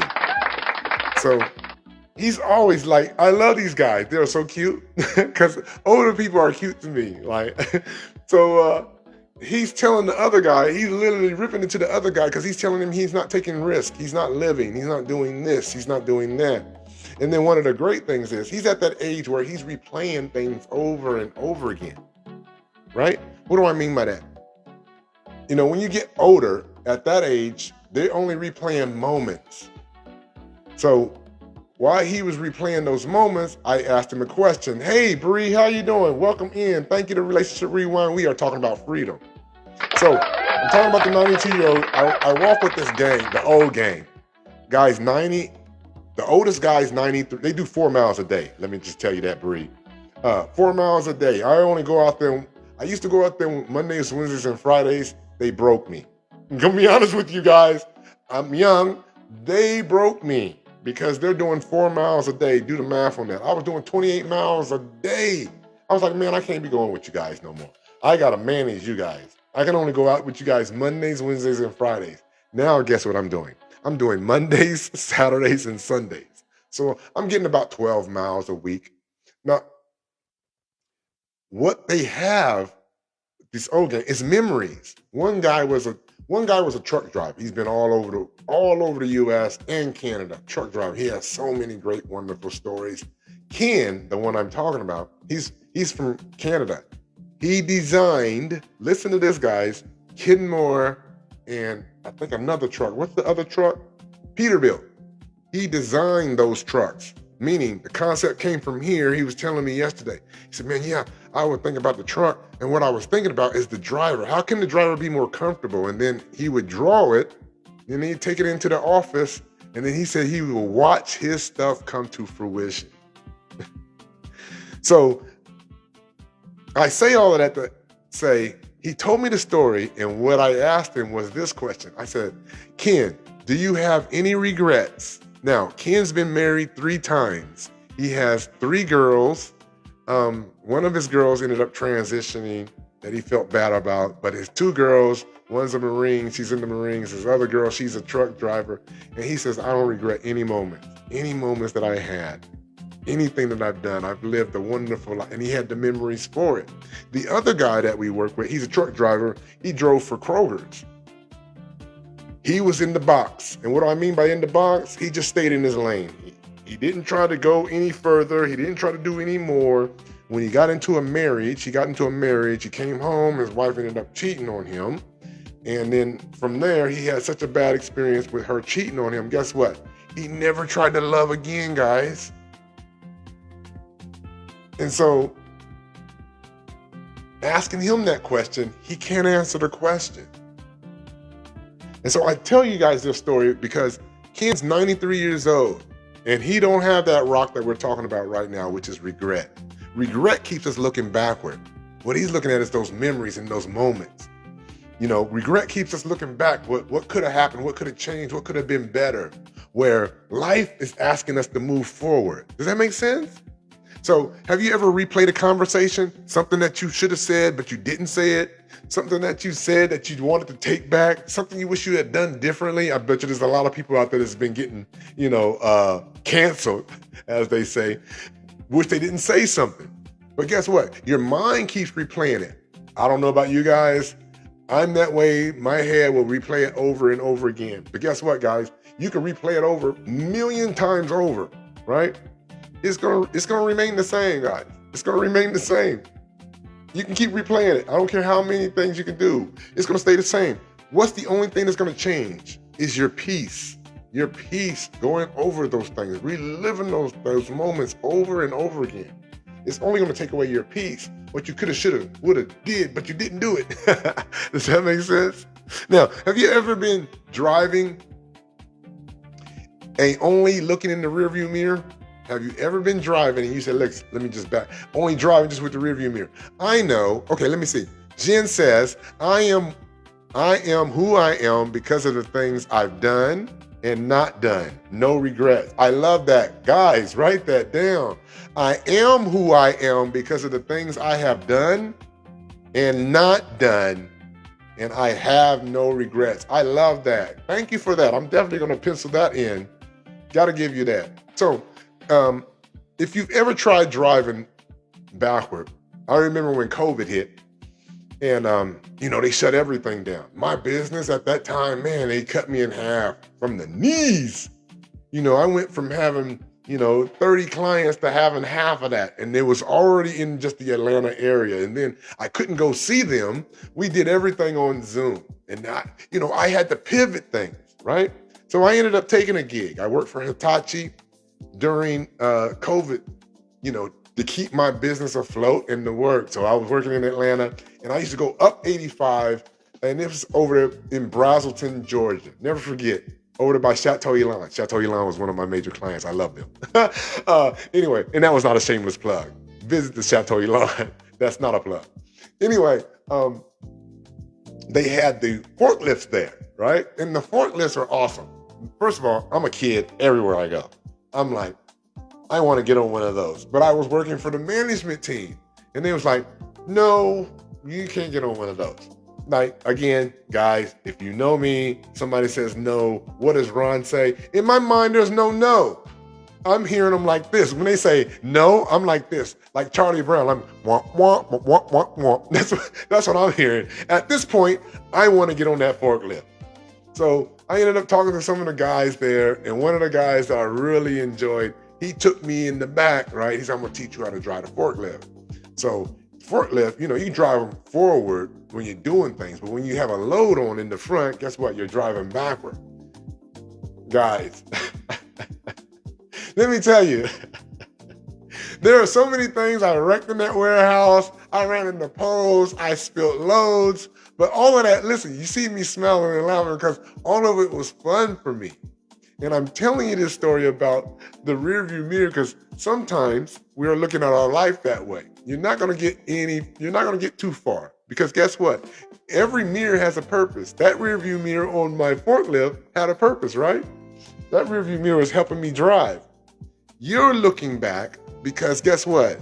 It's gonna help you learn. You're looking back at past things that's happened to you and saying, hey man, how can I be better at doing this? Does that make sense? Hey, TikTok Tabernacle. Man, it's welcome in. Thank you for joining me, man. That is an honor and a privilege, guys. Thank you. He is in the building. Thank you for joining me. I watch your lives vicariously. I really enjoy them very much. So just looking in the past just helps you be aware, but it's never in design, guys. The rearview mirror in your car, look how small it is, right? It's about this big. And then you have your side mirrors, right? They're all small. I don't care how many you put up there, but they're small. They're not designed to be your entire view. What's designed to be your entire view? That windshield. Your past is the same way. Look at it, right? Learn from it. Just say, hey, look, players mess up, and then honor it, but don't live there. Does that make sense? Your past is your teacher, guys. It was never meant to be your permanent home. The fourth rock we have is resentment. Resentment, man, that's powerful. Resentment means you feel justified doing it or carrying it because something happened, right? Someone hurt you, someone betrayed you, someone disappointed you, someone broke your trust, and maybe they did. Again, Ron, as a Gemini, I'm gonna let you know, I used to hold this resentment about a lot of different things because I know how the way I am in my relationships. I know how I am dealing with people in my relationships. And so when they break my trust, I have no time for it. And maybe they did, but here's the question, guys. Who's carrying the pain? Okay, Jen, am I here? Okay, Jen, I knew we had something. I knew there was some energy. I was just trying to feel it for myself. So who's carrying the pain here? Who's losing the sleep? Who's losing the sleep about something? Now, the great thing that I always say is, it's like you resenting somebody and you're drinking poison and you're waiting for them to die. You're like, they're gonna die in a minute. Right? You shouldn't lose sleep over things that's happening with you. Who's replaying those moments? Who's giving that person or who's giving that situation or who's giving that energy power? You are. No one else is giving it. Like that happened to you and they're past it. They're gone. But you're still carrying it. Man, I'm so upset because so-and-so did that. I'm so upset. Or you're carrying the resentment of, if I see that person again, I'm going to do this or I'm going to do that. Now, I want you to hear this. I want you to hear this very, very clearly, guys. And this is it. Acknowledging someone's actions does not mean you have to carry that energy. You're just acknowledging it. You're saying, listen, it happened. You can honor your pain, right? You're honoring your pain. You're honoring what you feel. You're honoring what you went through. And Father says resentment destroys yourself, not the person. Man, you are so correct. Great, great. He says resentment destroys yourself, not the person. It's reflected on. Exactly. Like I said, holding on to resentment is like carrying somebody on your back, right? And you're expecting them to feel the weight. You're carrying it. And you're like, they're going to feel this. No, they're not. Your back is going to hurt. Now, the last rock is probably the most heaviest rock, guys. And that's old identities. And what do I mean by that? It's those identities that you hold, those labels that you put on yourself, those labels that other people may have put on yourself. Those are those identities that you probably needed at a time for you to survive. You may be put on a label. I remember when I was out there, guys, I was out there on the road, and I was the only black guy. There was a colleague of us, and we was working for somebody. The name does not need to be known, but he is in our office. He is the president, right? We worked for him for about 6 years. And so working for him, but then working with those colleagues that's around him, man, I had to create an identity to survive because these guys were ass clowns. Pardon my French. You know what I'm saying? And we all do that. We have to put on certain identities. The strong one, the one who never needs help, the perfectionist, the one who always has it together, the one that says, hey, look, I'm fine, even when you're not. Even when you're not. Listen, those identities may have protected you. I use that as an example because, I was out there on the road and I felt like my identity dummied me down because I just wanted to fit. Whether I was intelligent or not, whether they was doing a conversation or whether they was doing anything that I felt like I wanted to contribute in, I acted like I was learning something when I already knew. You see what I'm saying? That was my identity. Now, those identities may have protected you. Those identities may even help you survive those seasons, like I was telling you. But survival strategies, like carrying those identities, were not meant to be lifestyles. Does that make sense? Now, I don't know if you grew up, how many of you guys grew up playing like you was a superhero? Okay, what does he say? He says, can't grow if you want to hold on. Let me put my glasses on so I can see. Can't grow if you want to hold on to past self. Yes, Father. Yes, Father. X6, you are correct, man. Learn to grow and grow to teach. Man, that's very, very powerful. I love that. I love that. Learn to grow and learn. I'm going to pin that for you. Yes, if you can't grow, if you want to hold on to past self, learn to grow and grow to teach. Now, I want you to imagine when you was growing up, how many of you played superhero? I did.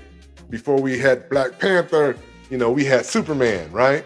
And I was a big comic fanatic. Guys, I had tons of comics. The only thing that I was upset about my mom when I joined the military, my mom she donated my collection to Goodwill.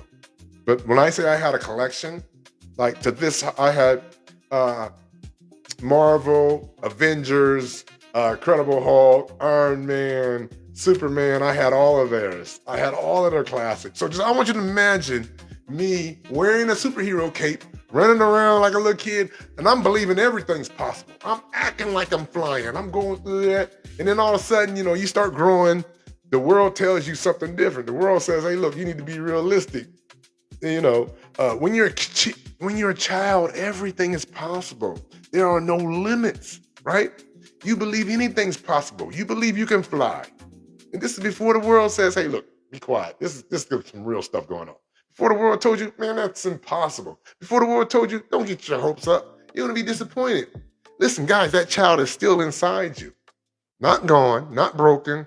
It's just waiting to come out and play. It's just waiting for you to remember who you are. So you're not always walking around being serious. People weird out, and I love it when they weird out because I'm me. And what do I mean by I'm me? I'm curious. It says it, think as a child, understood as a child, but when you grow, you throw those childish things away. What it meant by those childish things is those things that those things that you still want to be a child, you still want to grow, you still want to have that curiosity, you still want to always be learning. Does that make sense? You want to throw away those things that doesn't matter, but you always want to constantly be growing. Which brings me to my other stretch moment is you don't have to create your greatness. You just have to uncover what's been hidden inside you.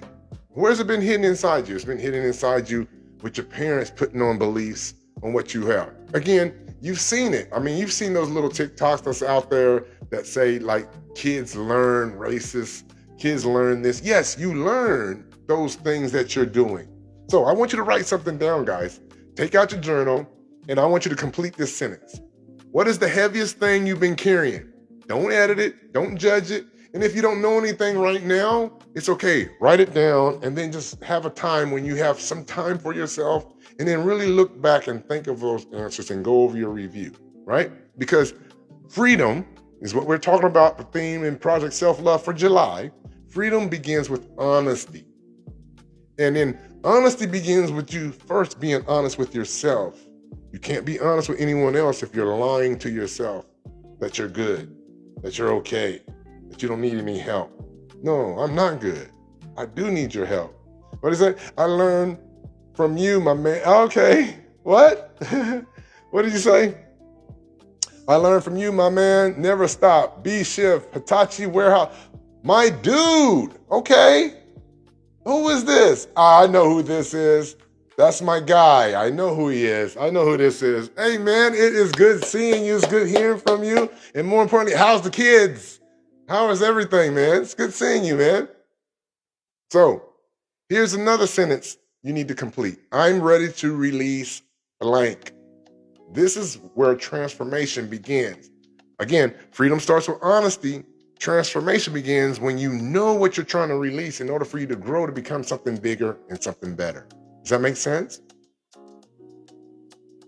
Because you're not forgiving anything. You're not pretending everything's okay. When you're finally honest with yourself, and what I mean by honest with yourself is being truthful with yourself. Listen, I procrastinate, I used to. Let me say that. I used to procrastinate. Jen says, you need to understand and accept your flaws. Yes, exactly. I'm pinning that. I love that. I love that, Jen. I love that.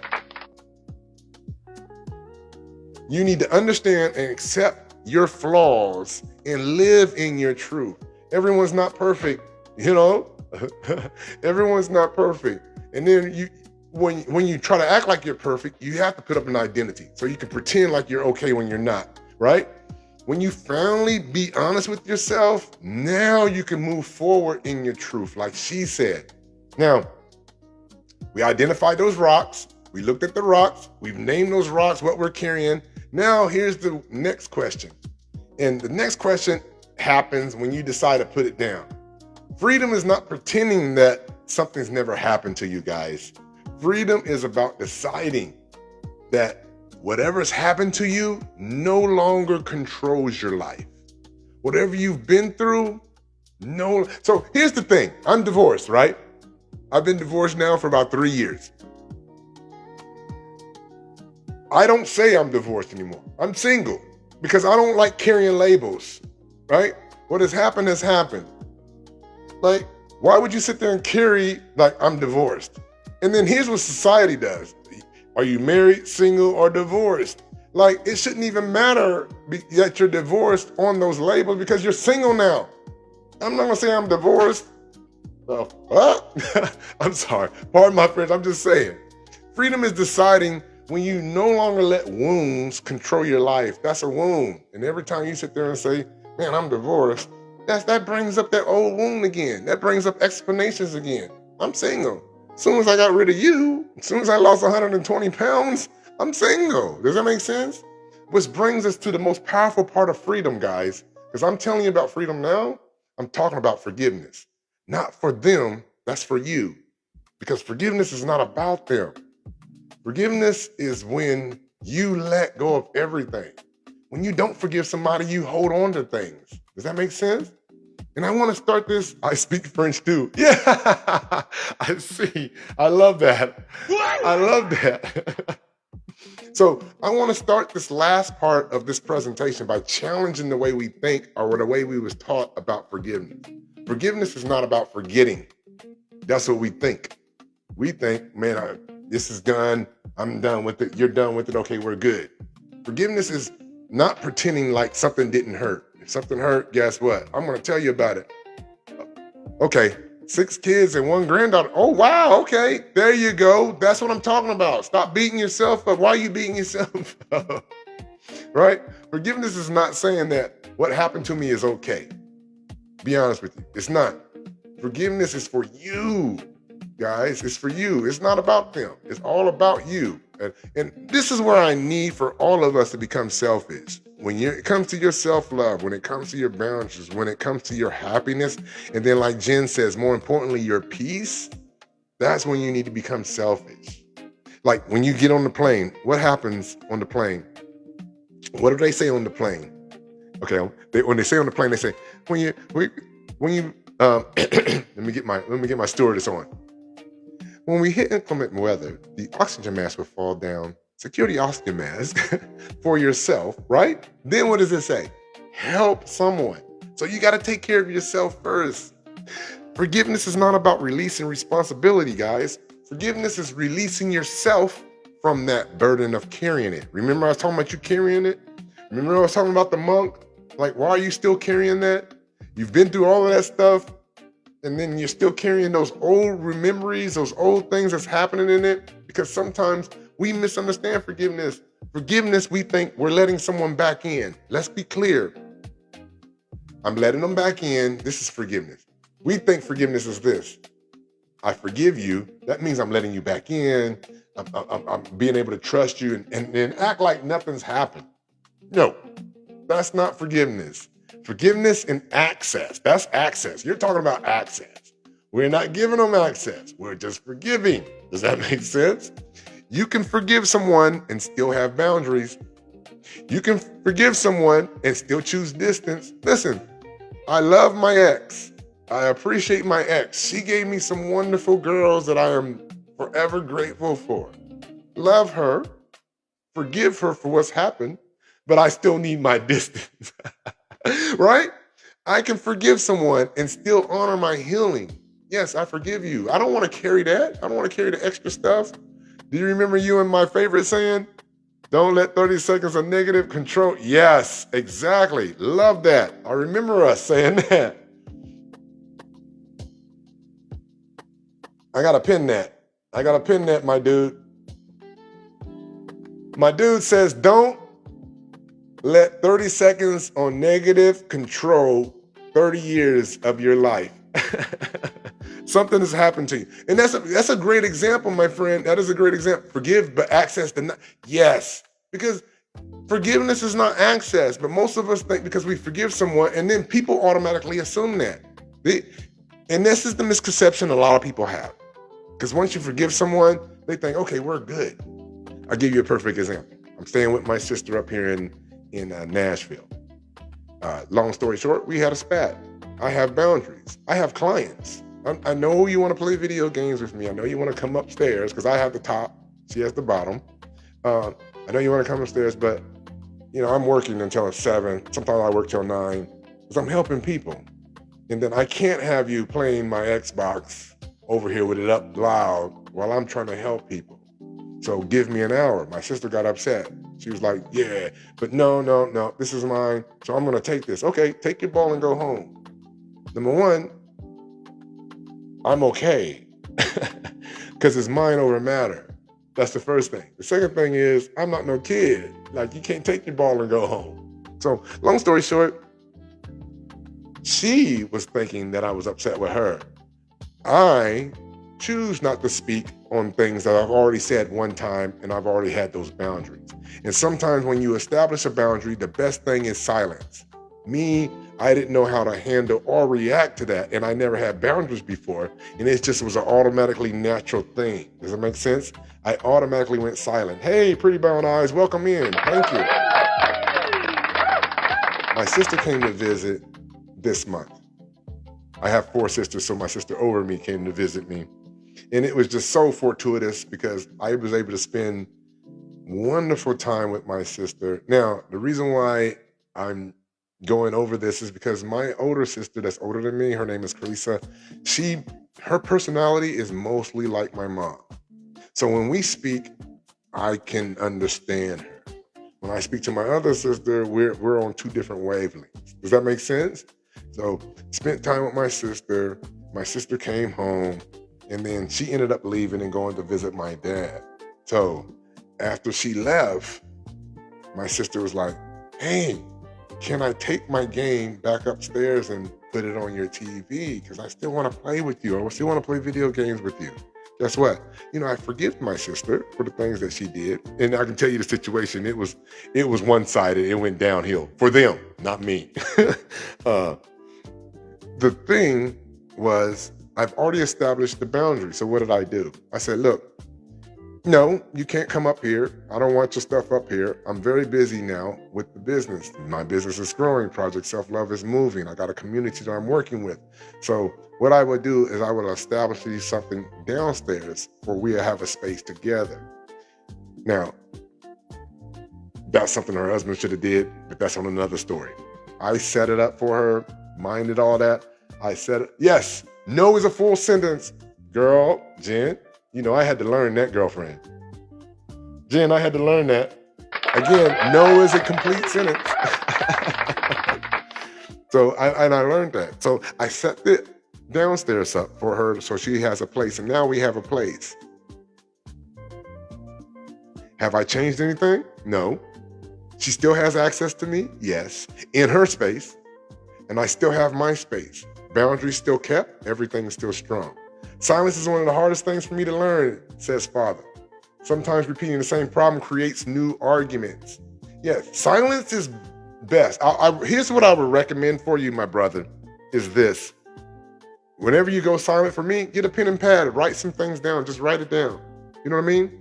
And what I do is, again, you know, you gotta ask those questions to yourself. What am I supposed to learn? Instead of you sitting there and you just writing down the problem or writing down the situation. Yes, write down the situation. This happened because what am I supposed to learn? What am I supposed to learn? And then, yes, be silent and pray. God, your higher power, the universe, whatever you believe in, meditate, set your intentions. Me, my disciplines that I've learned now since in the morning time, MSTV, how you doing? In the morning time. Me, what I learned from being, so here's how I look at this. In my situation, and this is me, and we'll get back to everything that we was talking about. In my situation, I felt like Joseph, right? Joseph in the Bible, what happened? He got sold into slavery, right? In Egypt. When he got sold into slavery, first he was thrown in a pit. Then he was sold into slavery. Then he was in slavery for how long? Then he came out of slavery, and guess what happened? What happened? He became one of the most powerful people in Egypt. I love that analogy because the same thing is happening in my life that I can compare it to. My divorce happened.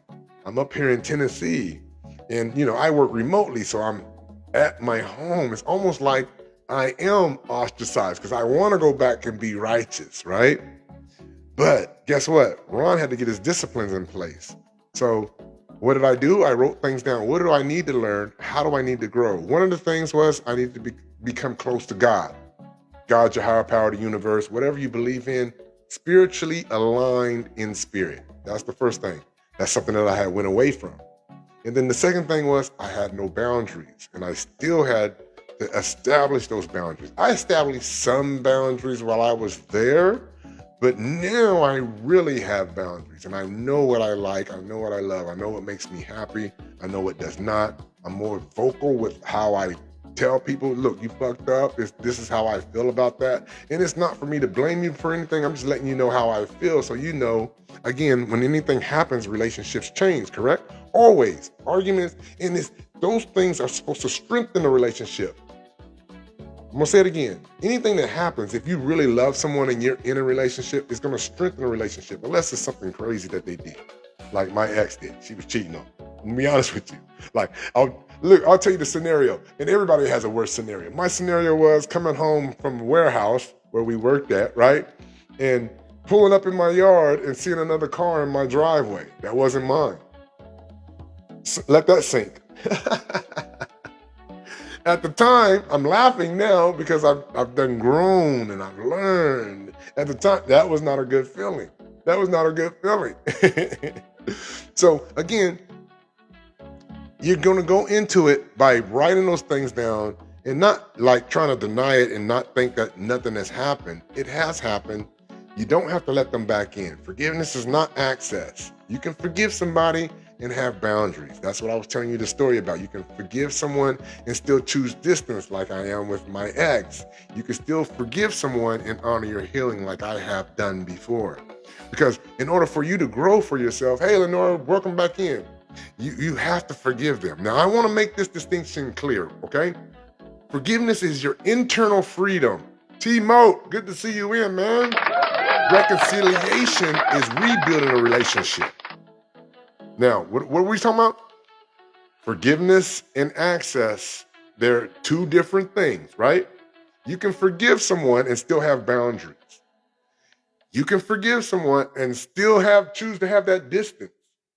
They don't have to be there, right? You can forgive someone and still honor your healing. Forgiveness is your internal freedom. I need you to know that clearly. Reconciliation is you rebuilding a relationship. That's access. Make sense? They're not the same thing.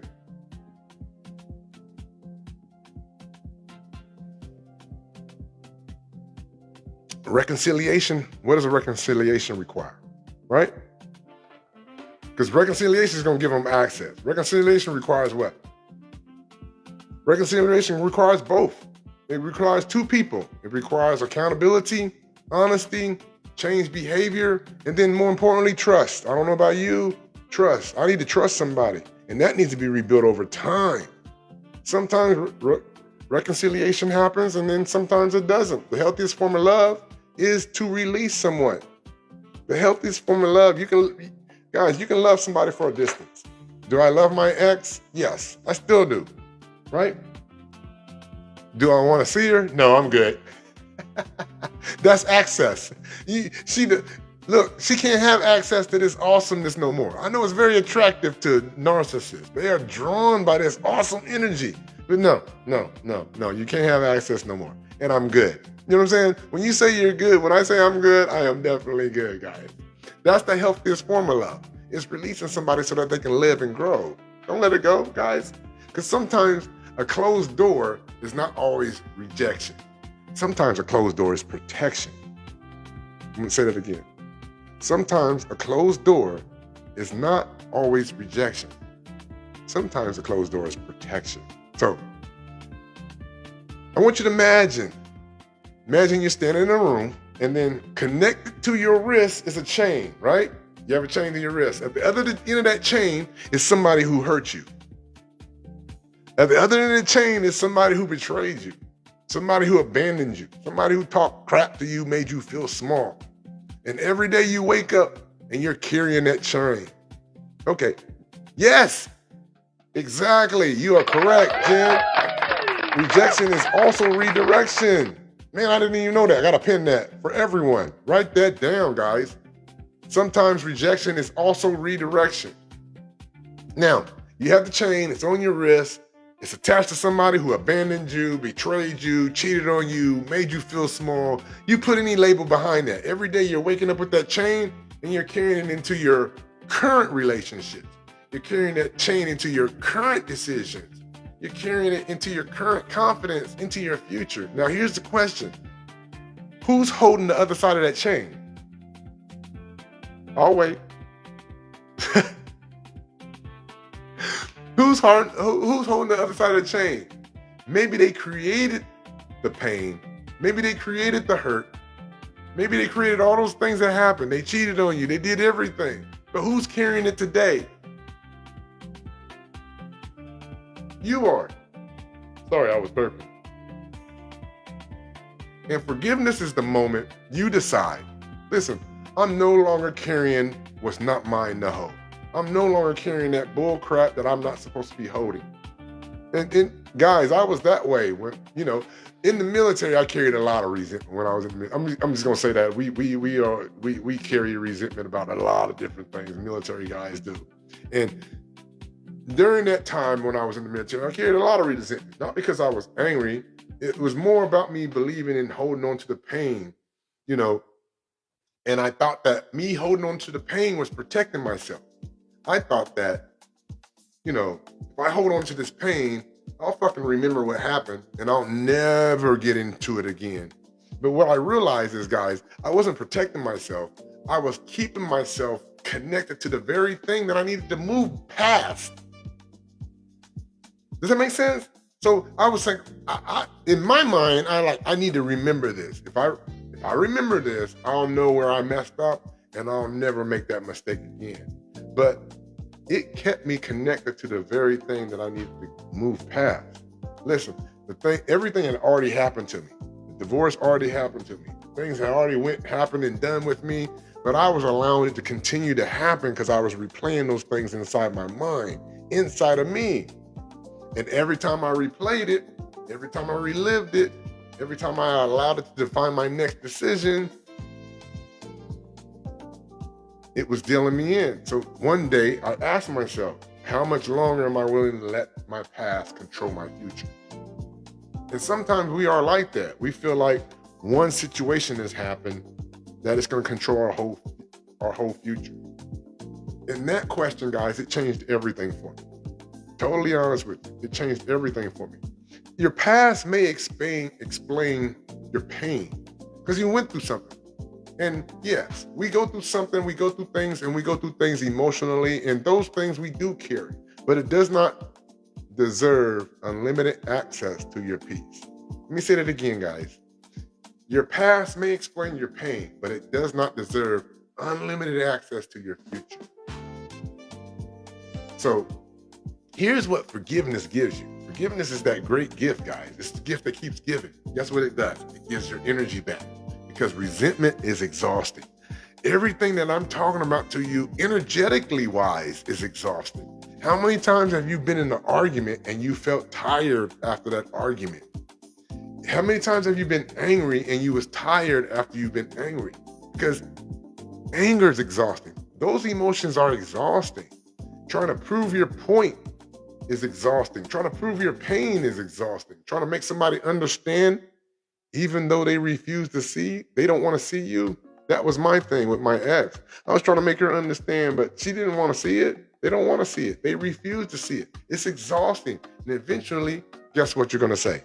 I realized I would rather spend time, energy, and my resources creating my future and maintaining my peace than reliving this stuff. Does that make sense? That's where I'm at right now. I'm like, no worries. If you ever sit there and you talk to me, people say everything. They'll sell themselves the excuses to sell the bullshit that they tell themselves in order for them not to do things or not to go forward. And I'm like this, no worries. Because it is. There's no worries. It's okay. Now, just imagine this, guys. Imagine somebody, just bear with me, they're holding a piece of coal, right? And someone says, hey, look, hold on to this. Keep holding it. Don't let go. Eventually, who gets burnt? Who gets burnt? The person who hurt you or the person who holds the coal? Who gets burnt? The person who holds the coal. That's resentment. Guys, you're just carrying it. You're burning yourself with things and no one else is getting it but you. You keep holding that pain, hoping that someone else feels it. You keep holding it. And meanwhile, they're never going to feel it. They've already passed that. And guess what you're doing? You're holding it and you're burning. What I want to say is sometimes forgiveness is not about giving someone peace. Sometimes forgiveness is finally permitting yourself to heal and allowing peace to come to you.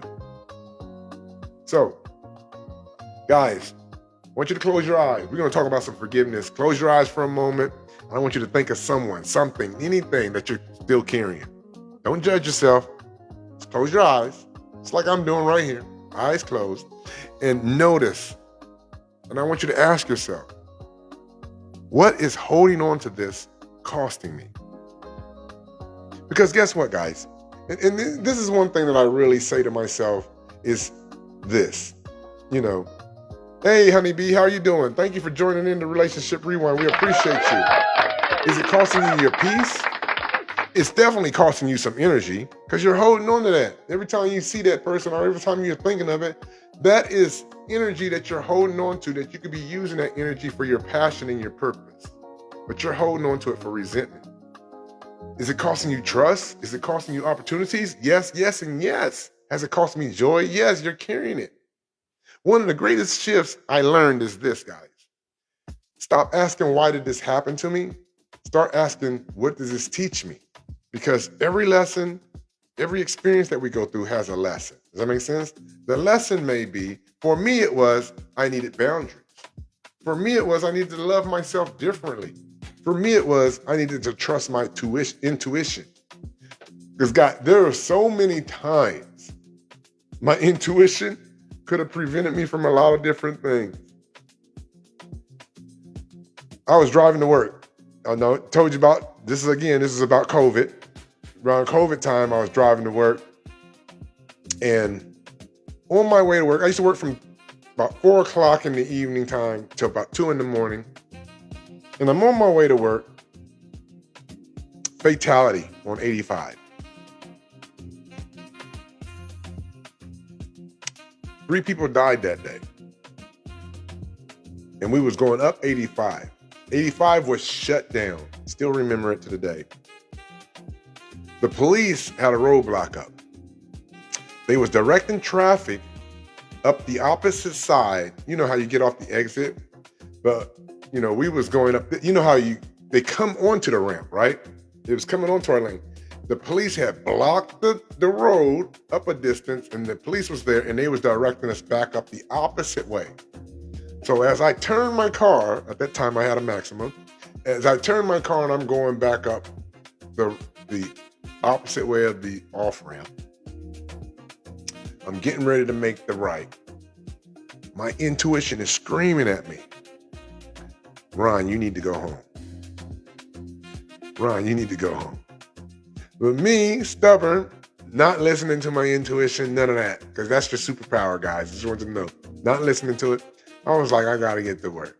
Because in my mind, I was saying to myself, and one of the guys that I was coaching there at the warehouse, I was like, dude, we're only doing 1 more year. This is our last year here. And we would say that going up there. And then more importantly, this is called about manifesting. We was talking about what was coming next, what we was going to be doing next. In the Bible, it says when 2 or more are gathered, I am is in the midst. I am is the manifestation. I am is God. You're creating, you're a creator.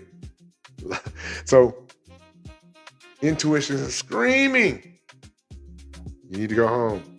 I ignored my intuition. I made another right. And my boss calls me up. He's like, how long are we going to be here? We're getting ready to start. I said, they had an accident. I should be there in about 10 minutes. 10 minutes later, guys, I was in a terrible car accident. What do I say? I was at the end of we are waiting at a stoplight. This guy slams into the back of me going 70 miles an hour. I'm standing still. I end up smashing the car in front of me, and I drift off into the median. Again, I tell you that story because I was not trusting my intuition. Again, those were one of the greatest shifts. The lesson, not the wound. The wound has happened. Let the wound heal. Let the wound heal by learning your lesson and understanding what the lesson may be. My lesson was I needed to trust my intuition. My lesson was I needed to stop abandoning myself, right? But the wound does not have to become your identity. We like having the wound being our identity. Me, I talk about these things because it's the experience that I had, and hopefully I can use these experiences that I've been through in a message to be able to help you guys. So today, we're not forgiven because someone deserves it. We're forgiven because we deserve that freedom, the freedom from us to let go of those things that no longer concern us, those things that no longer happen, the things that has kept energy trapped inside you. You know what I'm saying? That energy trapped inside you holding resentment causes dis-ease. Do you know what disease is? It's dis-ease of your body. And it does not have to be something that's happened to you. Your thoughts and things that you hold in your body manifest in your body as dis-ease. You like that? We're forgiven because we deserve freedom. We're forgiven because we deserve our peace. And guess what? Our peace is valuable. It's valuable. And guess what? When you forgive, something very, very powerful happens, guys. So take the lesson, learn it, release the pain, right? Take the lesson. What did I learn? Okay, great. I learned it. Release that. Take the lesson. That's the wisdom. Carry it and leave that weight behind. That makes sense? Stop being connected to what hurts you. There's a lot of people out there on TikTok that are connected to the stuff that hurt you. Reconnect to what you're becoming. Reconnect to the things that we know it happened to you. Everything's happened. People's been through a lot of different things. I've been through a lot of different things. Everybody's been through it. That's that so what? How can we reconnect you to who you are becoming, who you are manifesting into, right? Which brings us to the next part of freedom, which is release, guys. It's emotional sovereignty. I'm creating that as a word. I want you to know that, guys. I'm going to say this enough to make it a word. Wu-Tang, good to see you. How you doing, man? So emotional sovereignty is helping you protect your future. It's the ability to say, my peace belongs to me. My energy belongs to me. My identity belongs to me. Does that make sense? Because true freedom, that's where true freedom begins. When you're no longer giving the keys to your peace to someone else. So take a notice, take a moment, notice how you feel right now. Maybe you feel a little bit lighter. Maybe you feel emotional. There's a lot of things that go through your mind when people listen. So, again, take it to mind, take notes, see how you feel. Maybe you feel a little bit reflective. Maybe something inside you shifted. It doesn't have to be a breakthrough moment. It may be just a moment, small little shift, guys. If you're on a ship, if a ship changes its degree by 1%, right? Just by 1%, just a slight change. Over the next couple of hours, it'll be in a whole new entirely direction. The same thing applies with you guys. Just think about that, guys. If you've been living with chaos for so long, if you start to choose peace, peace sometimes feels strange. You feel like you need to be able to do something. Again, you're growing. It's just incremental shifts. Because guess what? Someone like myself may have spent years trying to prove their worth. So when you receive love, it feels weird to you. It feels uncomfortable. Understand yourself first and see what does love mean to you? What does love look like to you? You may have spent your life surviving, just getting through, just barely getting by with things. So simply being present in your moments may feel weird. Because guess what, guys? Sometimes we get so familiar with struggle that we don't recognize the freedom that we're asking for. And just like I was saying earlier, if that freedom does hit you in the face, you may have Stockholm syndrome. You may not know what to do with it. It may sound or be weird to you. So freedom is not just leaving something behind. Freedom is learning how to live without needing those chains anymore. And that's emotional sovereignty. Sovereignty simply means that you have the ability to govern yourself. And I know you hear people out there on TikTok, they're talking about how to become a sovereign state by yourself. Same thing applies with your emotions, how to lead yourself, how to choose your response, how to own your own energy, how to no longer allow outside circumstances to control your internal world, here and here. Does that make sense? Emotional sovereignty just means my peace belongs to me. My worth, my identity, and my future belongs to me. And that's powerful. Very, very powerful, guys. Because so many people are unknowingly giving away their ownership of their emotions. They say, listen, when this happens, then I'll do this. When they apologize, now I'll be peaceful when they apologize. When they understand me, then they'll know how much I'm worth. Man, I'm worth all this. Come on now. When they choose me, I know I'm enough. Freedom begins when you realize you don't have to wait for somebody else, guys. Freedom is when you choose it for yourself. Freedom is when you decide for yourself. Freedom is, I know that happened to me. I know I went through this, but I'm allowing that stuff. I'm letting that stuff go, guys. Because again, stretch a moment. You can't control every situation, right? But you can always choose who you become inside of it. So I want to ask you something. How many decisions have you delayed because you were still waiting on permission? Waiting on permission for someone to agree, someone to approve, someone to understand you. Waiting for someone to say, oh yeah, you can do that. Oh yeah, you can go. But what if the permission you've been waiting for was always yours? You had to decide. You had to make that choice, right? There was a season, guys, in my life where I was always looking outside myself. Everybody's story, their backstory is different. My backstory is my dad is the narcissist in this whole story. So, you growing up looking for validation, you're looking for confirmation, you're looking for someone to say, hey, Ron, you're doing good. You're doing the right thing. I grew up around that, but that was on the narcissistic side. And encouragement is beautiful and support is important. You're not meant to walk alone, but the difference between receiving support and needing attention or needing permission, one strengthens you, the other one just controls you. You know, and I'll be honest, guys, you know, love my dad to death. But, you know, I was looking up for him and look forward to that advice and everything. But everything that he did was in the space of me and trying to control something. Does that make sense? I had to learn, I don't need everyone to understand my journey. I just need to honor my journey for myself. Does that make sense? This is it. I had to head out. It was nice chatting. Yes, thanks, Jen. Awesome. Thank you for joining Relationship Rewind. I truly appreciate you. Because everyone's not going to understand what you're becoming into, guys. Someone will only know that version of you that they're comfortable with. And that happens. People are comfortable with you so much. Hey, Diane, how are you doing? People are comfortable with you so much. Welcome to Relationship Rewind. We are talking about freedom. Freedom from your old identities. Freedom from those labels that you put upon yourself. And then more importantly, freedom to forgive and let go. Forgiveness and access are two different things. That's what we're talking about right now. So some people only know that version of you, guys, that they're comfortable with. That version of you that they've taken advantage of. That version of you that they were comfortable with. And when you're changing, guess what, guys? You don't need permission to be who you are, who you were created to be, right? So stop confusing that love with self-abandonment, especially when we're talking about relationships, guys. Right?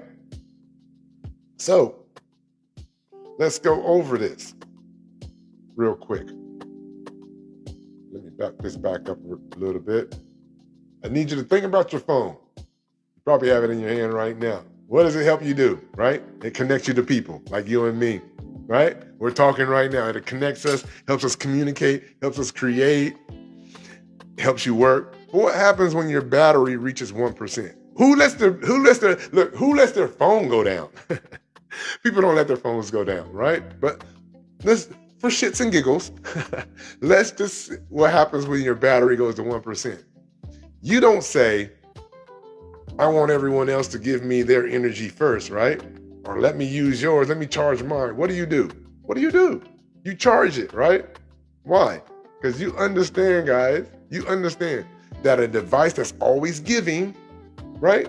A device that's always giving eventually needs to be powered back up. And I say that because we do the same thing. I'm going to use myself for an example. Because I'm out there and I speak, I give so much. Then you come home and then you got to give to your family and your friends. We don't make space or time for ourselves for us to recharge.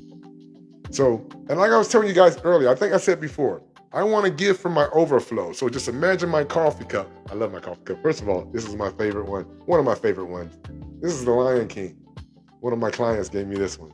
Hakuna Matata. So I want to give from my overflow, meaning if my cup was on a saucer, I'm giving from my overflow. So I'm not giving up myself. Does that make sense? We give, we pour, we support, we show up, but we ignore ourselves. And what do I say? You can't pour from a cup you refuse to refill. Like, I want some more coffee, but I'm doing this presentation. When I finish this presentation, I'm going to refill this cup of coffee. So I can't pour from this because I'm almost empty and I'm about to be empty. You can't pour from a cup that you refuse to fill. So the last key is to choose your response over your reaction. This one may be one of the greatest freedoms that you can experience. So what I mean by that is that space between what happens and how you respond. Because life is lifing. We all know this. Life is happening and people will disappoint you. Plans will change. Things will not go according to plan. But your power is found in the space between the event and your response. Does that make sense? So imagine someone walks up to you and they push a button, right? And they come up to you and they push a button. Boop. And immediately when they push the button, anger, some type of reaction comes out. An emotion, right? Fear, anger, defensiveness, pain. And believe it or not, guys, most people live this way. They don't choose their emotions. They just choose to respond, and they respond from old wounds. Does that make sense? Healing creates space, guys. Inside that space, you get to choose. Makes sense? You get to ask, is this coming from my healed self or my hurt self? Where are those emotions coming from? Sometimes, and I use myself for an example, it does come from that painful side. Because if you haven't let go of those experiences in those past situations and somebody does something similar to that, guess what, guys? Our subconscious is more in a protective phase. It's designed to protect you. So it's going to bring that up. It's going to say, hey, look, Ron, remember this happened. This happened before, right? Because you're still carrying those things. So your hurt self is responding from that. Guess what, guys? A healed person is someone who never gets triggered. A healed person is someone who no longer lets the trigger drive. Let me say that again. A healed person is not someone who never gets triggered, because things happen. A healed person is someone who no longer lets the trigger drive, meaning it's triggering and automatically you're going back to that space and time in that point when that situation happened.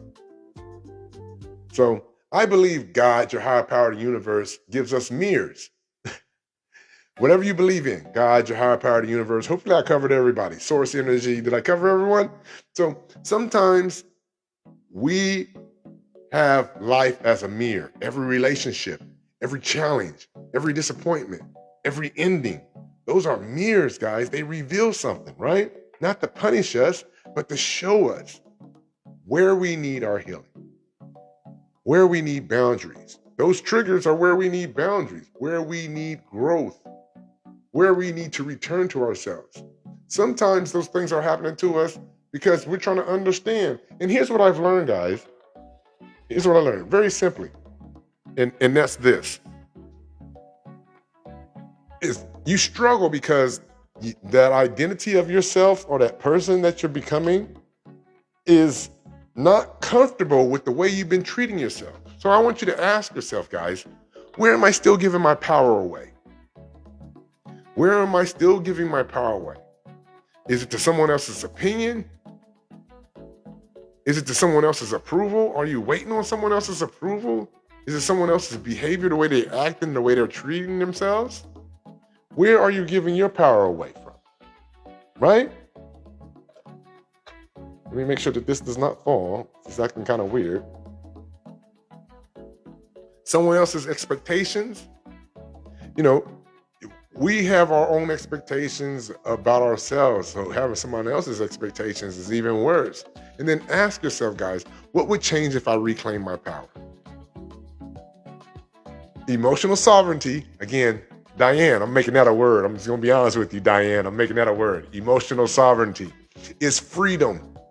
Emotional sovereignty is freedom because nothing affects you. Because you're no longer allowing people or things or situations to be controlled by everything. And you're not reacting to the situation. Oh my God, my battery's at 5%. All right, let's just go through this now. Okay, guys, so